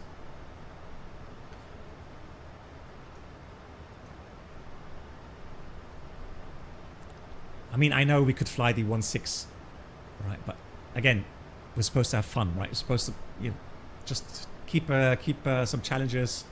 We'll do some challenges from time to time, right? So that's why we're doing it. And the missed approach, climb 3.5, fly over Mike Kilo 160. Then track, fly by 161, 162, 163. So it's kind of a little circuit back to the VOR. Right. Back to Mykonos VOR. So what we can do is on the routes page, let me go route, route copy, and then on route 2, I'm just going to program the RNF 16. Okay. And then let me have a look. So let me go here, there. Oh, it's turning anyway, it's good. So on the legs page, we have that missed approach to Mykonos. On route 2, that is, okay? We're not going to activate it just yet. Go back to route 1 legs.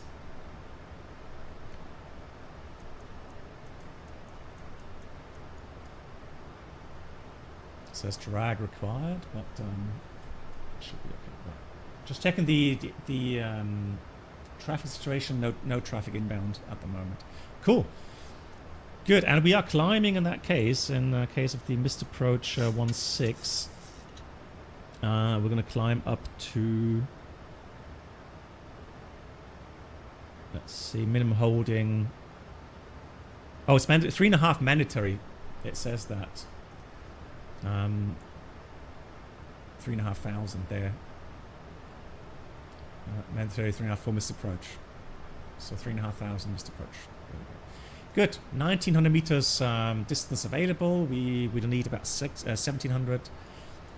So we do have a buffer of 100 meters, 110 meters. Just a little flare time we do have. Yeah, we should be alright. It seems to be holding with the LNAV for now. Descent looks okay. Let's go to VSD. And then let's go down to 5,000. Oh, 5,000. Altimeter is 1014. Let's switch over 1014. 1014. Set. Landing lights on. Seatbelts are on. Nice. Cool. Hey, Bim Bambino.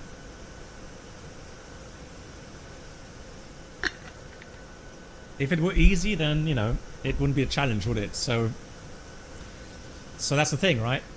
When you want to be, you know, piloting these complex machines, you've got to study. You've got to study aircraft systems, how to use autopilot, etc. It does take time, but it's worth it. I mean, it does give you a great feeling once you master everything, and then, you know, get on VATSIM. You shouldn't be on VATSIM anyways before being very confident in the aircraft that you're flying. Easy. Okay, hope Easy you had a good landing. Ja, dann wünsche ich dir einen schönen Urlaub. Ich beneide dich.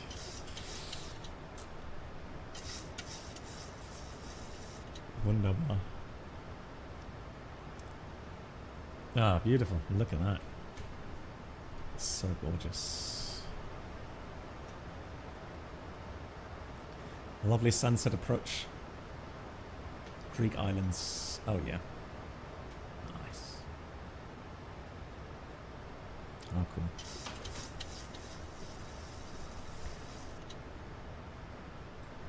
How many minutes are we out? I guess we're still quite far out, aren't we? 17, 18... 10 minutes. Mykonos traffic from BlueMet. Or MedBlue. Whatever, BlueMet 6 for uniform. In the descent towards Mykonos. And we'll do the RP34 and circling to land 16. Moin liebe kids. I can remember that name, crying out loud. How did I choose that name? BlueMed or MedBlue? It's a terrible call sign. I think it was BlueMed. But it goes to show all the good call signs are already taken. Right? Nowadays they're having issues, you know, getting proper call signs. Absolutely crazy.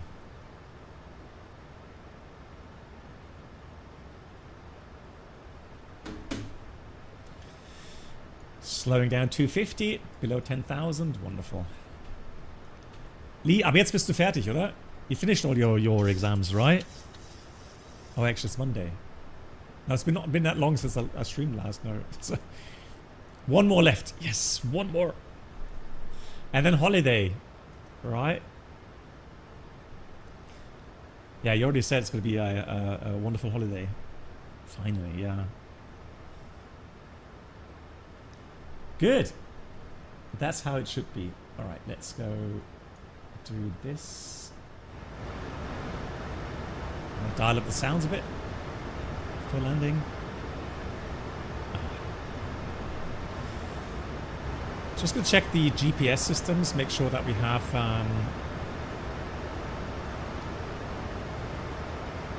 it shows almost no position shift there. And we have left and right GPS working. So all good from that side. Let's read the checklist, shall we? Descent checklist. Actually, we can do this one here. Descent, pressurization, landing up to 400 feet is set. Then we have anti-ice not required, approach brief and fuel discussed. So fuel, currently 3.6, we need 2 tons. So we have 1.2 tons extra. So in case of go around, we can fly another approach before having to divert. And indicate airspeed, altitude bugs. What kind of weird checklist is that? VREF 4138 minimums. Yeah, minimums should be 1700. Oops, 1700 for the circling.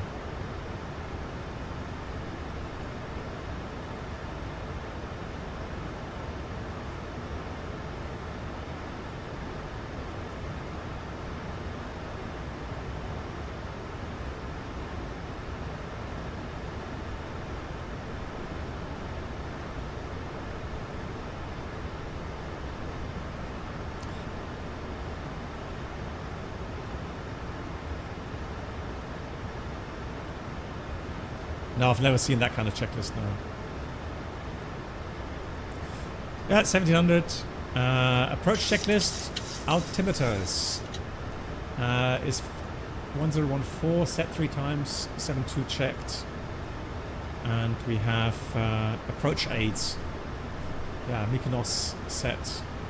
Check GPS. All working.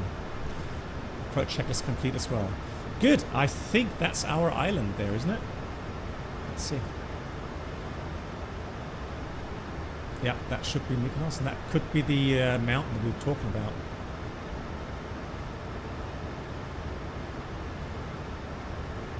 Don't see the airfield just yet. Good. 6,000 above, which is good. And then we will fly down to... Well, we go down to 2,000 afterwards. So we're down in 2,000 now.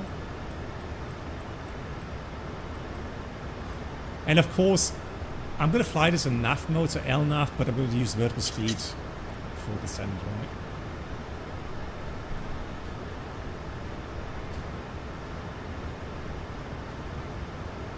Mykonos traffic, Blue Met, 64 uniform. Here's Adidas, and we fly the RMP 34, circling to land 16 in Mykonos. Avima, you have a topic.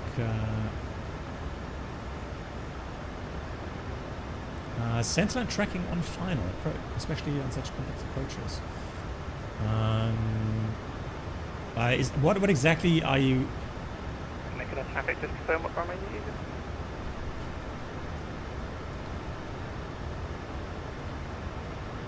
Yeah, so Mykonos traffic, Blue Met 64 uniform. We are going to circle to land. So we're going to do the RNAV 34 and then circle to land 16 in Mykonos. Roger, we'll taxi backtrack runway 34. Yeah, no worries. We're currently still about 10 minutes out.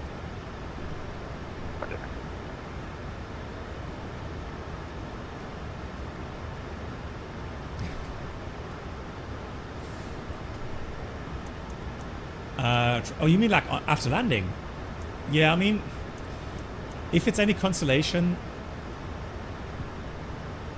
steering an aircraft on the ground in the real world, in the real aircraft, is a lot easier than in flight sims. Flaps 1. Speed intervention.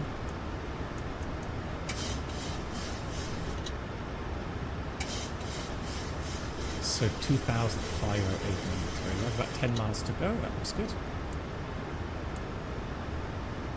Final approach after. Well, I mean, what you should have a look at, you've got your trek line there. So if it's like windy, you know, on the Airbus you have your diamond, the green diamond. So, you know, on the Boeing, the trek line, you would align that with the center line of the runway and the approach path. And just keep that in your scan as well. And then just, you know, look outside, inside, right? Speed, attitude, track, and just do that normal scan.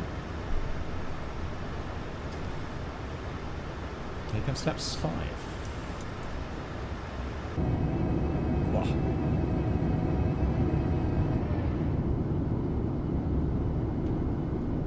Beautiful sunset approach there. Aha. Nice. Oh, what are you doing? Oh, what is that intercept? Blimey, what are you doing? You're...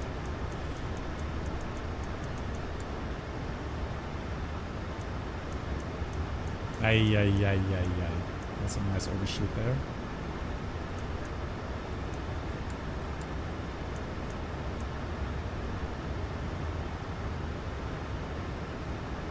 Yeah, LNAF is definitely... They need to fix that. Good, so I'm already going to dial in the track to the next waypoint there. Yep, that has a bit to go. Let's check. I can see the poppies on this side. Cool. Are we ready, guys? Take it off traffic D61, yeah. Okay, let's take it off 340. Put that there.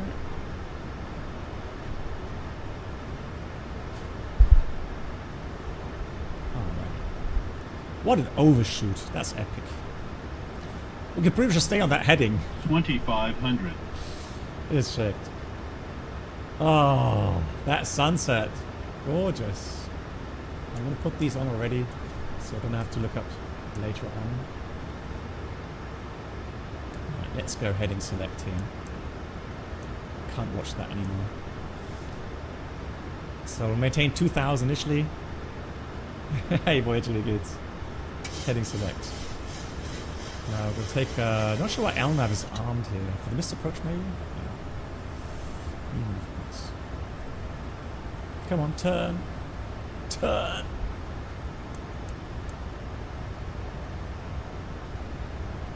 Yeah, sometimes I don't understand what it is doing. There's the runway. Right, we'll take it, we'll take the autopilot out here. Flight director off. Keep pressing that button there.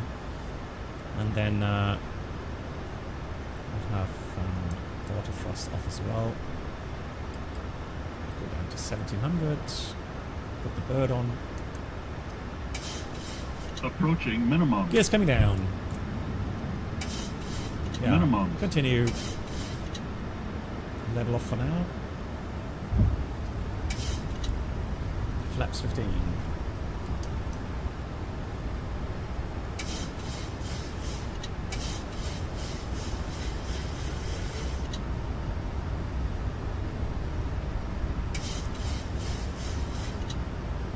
A lot of ballooning from the aircraft. There you go. Mykonos traffic. Blue Met 6 uniform is currently downwind runway 16 in Mykonos. The other traffic is airborne. I can see him there on TCAS. Approaching minimums. Continue.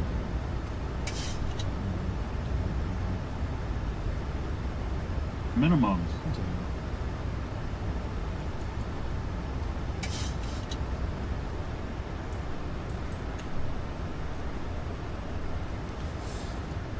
So like I said, we're just going to continue flying on that path. So we're going to maintain 1700 for now.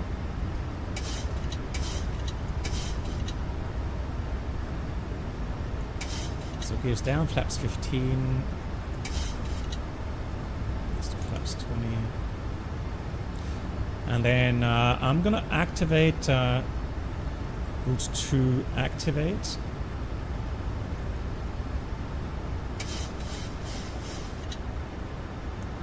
Okay, now we do the turn here.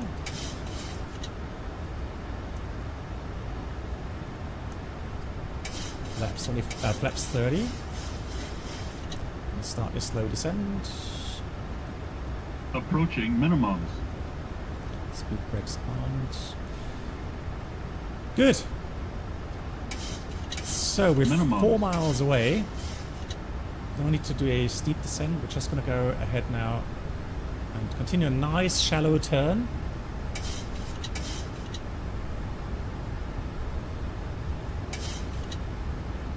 I'm going to wait with the 40 flaps until we're very close over the coastline.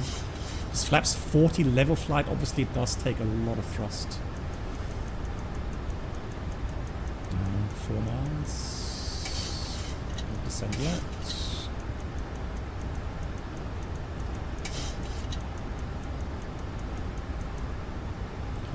altitude. And 3.5 for the missed approach.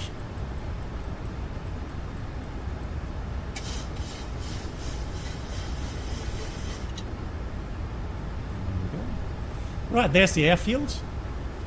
So, Aviamar, you can see as well now, regarding that visual approach, standard visual approach doesn't work. I think you'll agree with me on that, right? Here comes flaps 40, final setting. So, start switch just continues. Speed brake, arm green light, gears down 3 greens, flaps 40, green light.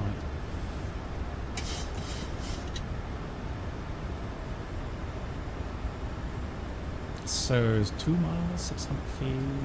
Right. Now, we've got to be careful with this little mountain here. 1,000. Let's check. Probably should have stayed right of that mountain there.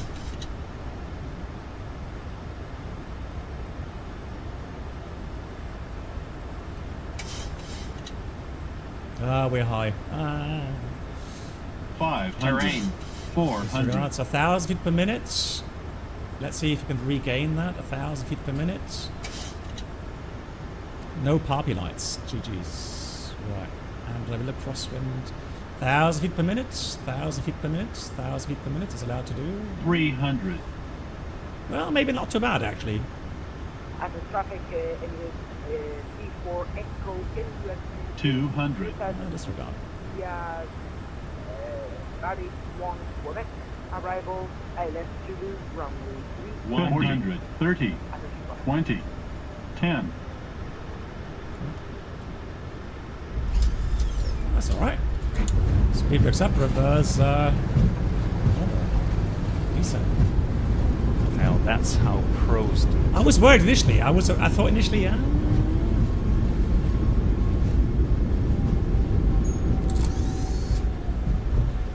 manual brakes, auto brake disarmed.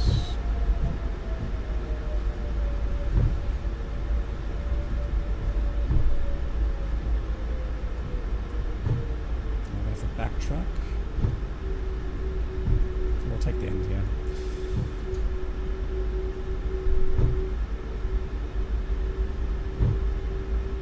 Yeah, that's another runway. We'll take the end.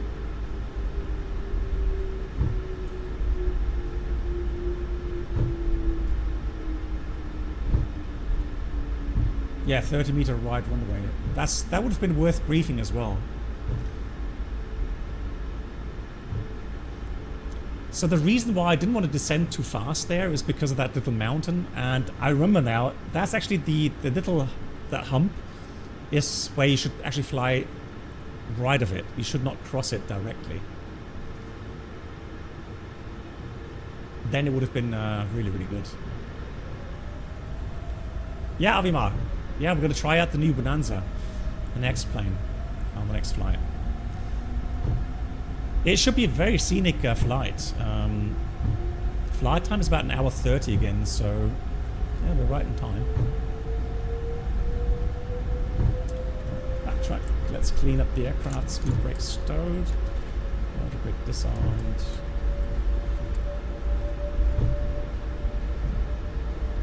Here's the apron.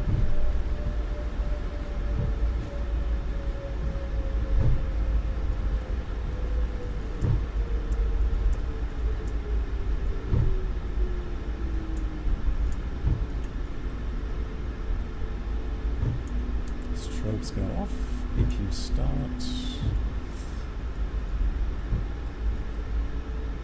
Alright, there's no one here.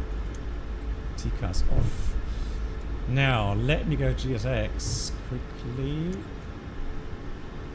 Select from map. Let's go with this one here. Select.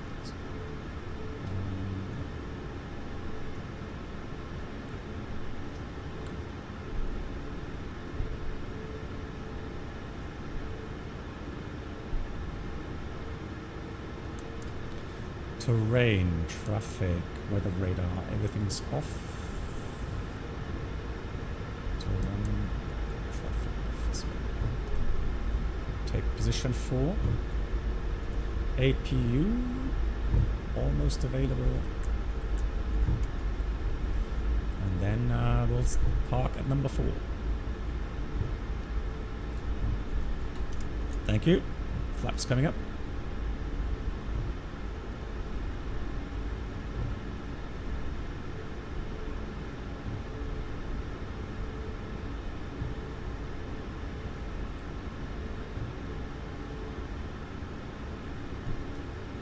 That was a quick parking. Lol. Right.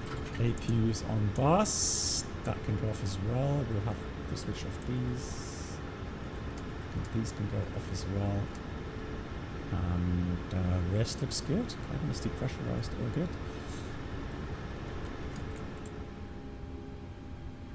Transponder off. And fuel pumps.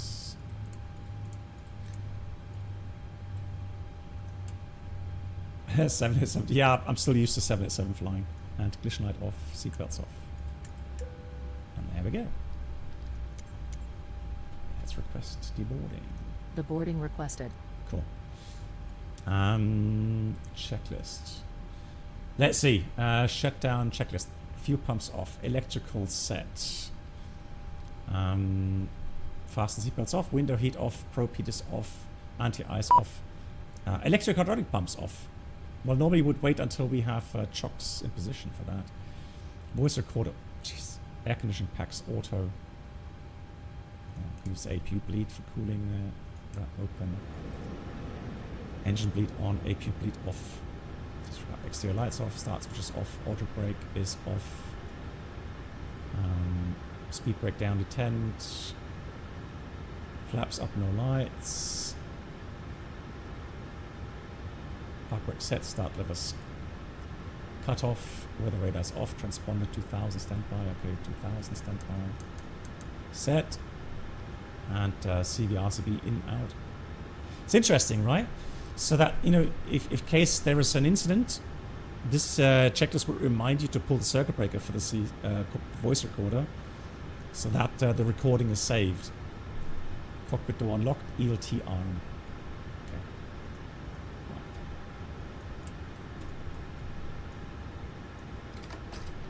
Passengers bus is coming.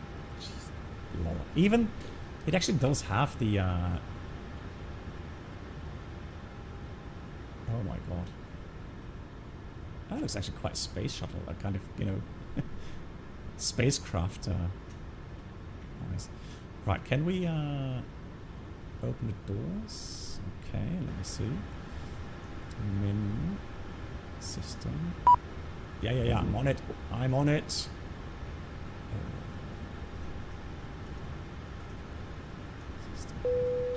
Passengers deboarding starting.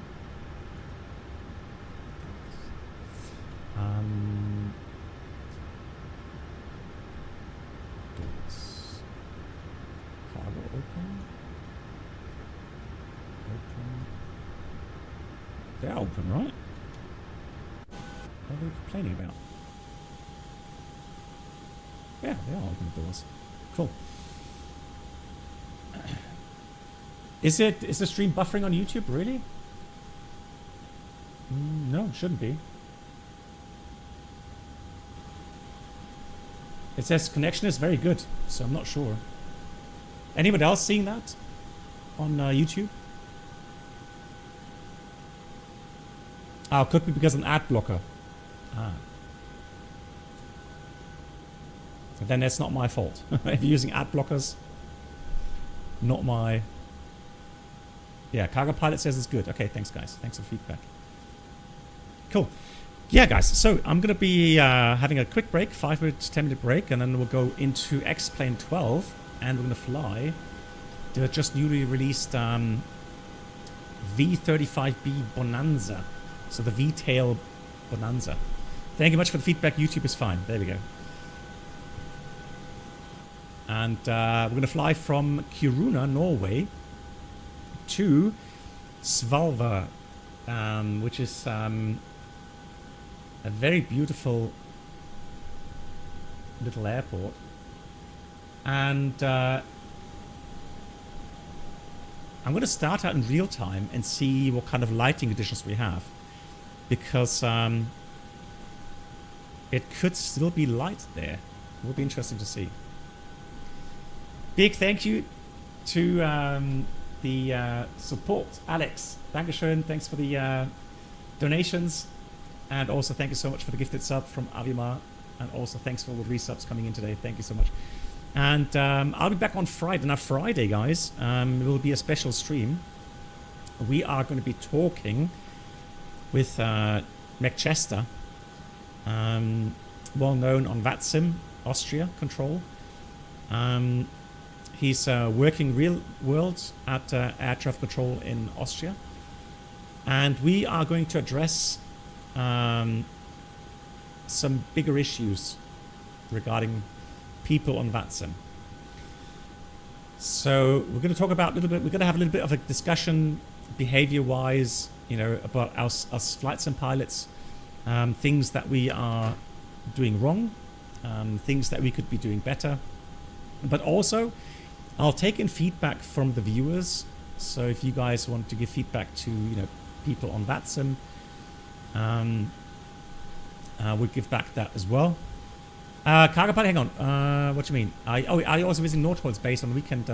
No. So cargo pilot, I still don't have my rating now. I've just got a message. I was supposed to have my second lesson on Friday. Now I'm learning that apparently both aircraft are currently grounded. So potentially my lesson on Friday is going to be scrapped. So yeah, it's Passengers bus is coming. and I'm going to be on holiday from the 16th until 28th or something. So I'm unable.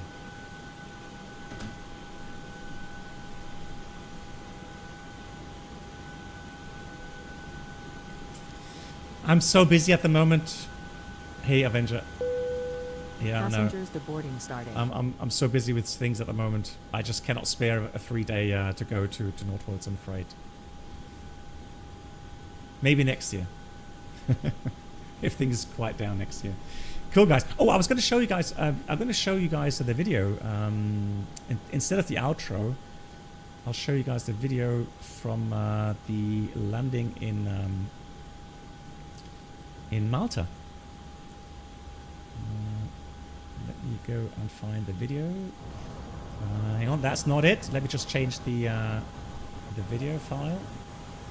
Welcome everyone. Here's a video which shows an approach to the airport of Napoli and Naples in Italy, and it shows an interesting little twist because Neo, yeah, when we did 321 Neo.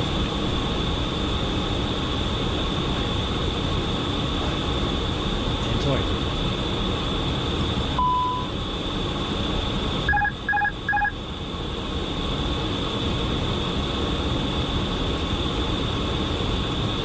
Yeah, true. That was one of my first Neo 321. Not the Neo flight per se, but 321 Neo flights.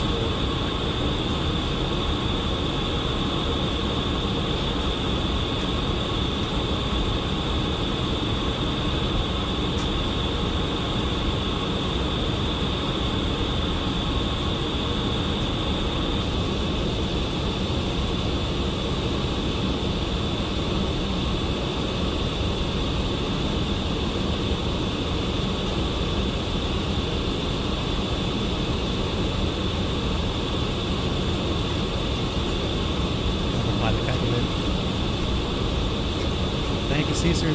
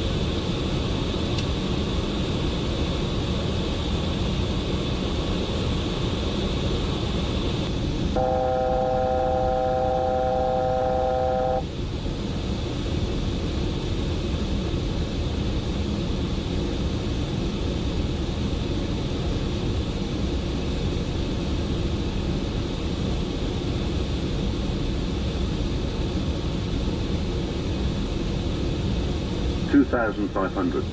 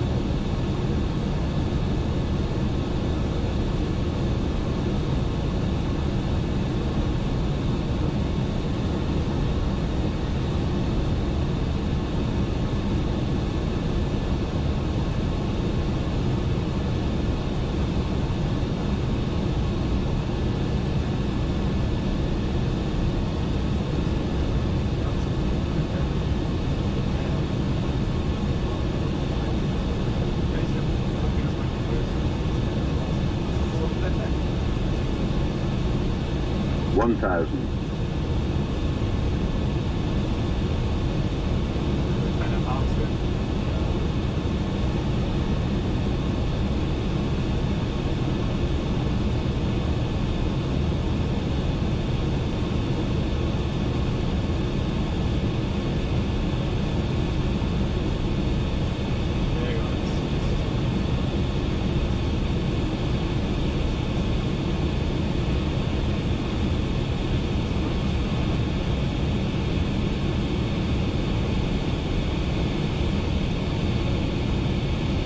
$100 above, 400, 300, minimum 200,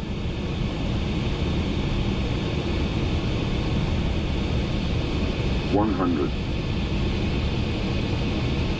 50, 40, 30, 20, retard, retard, retard, 5. Typical 321 nose gear. When Neos, it comes down so fast. Right, guys, if you want, in a couple of minutes, VFR flight. Well, it could be an IFR flight, but then the Lufthansa up in Norway. And otherwise, I'll see you on Friday. Until then, have a good one. Good night. Actually, I'm going to leave it running because it's going to be the taxiing as well. I think Keith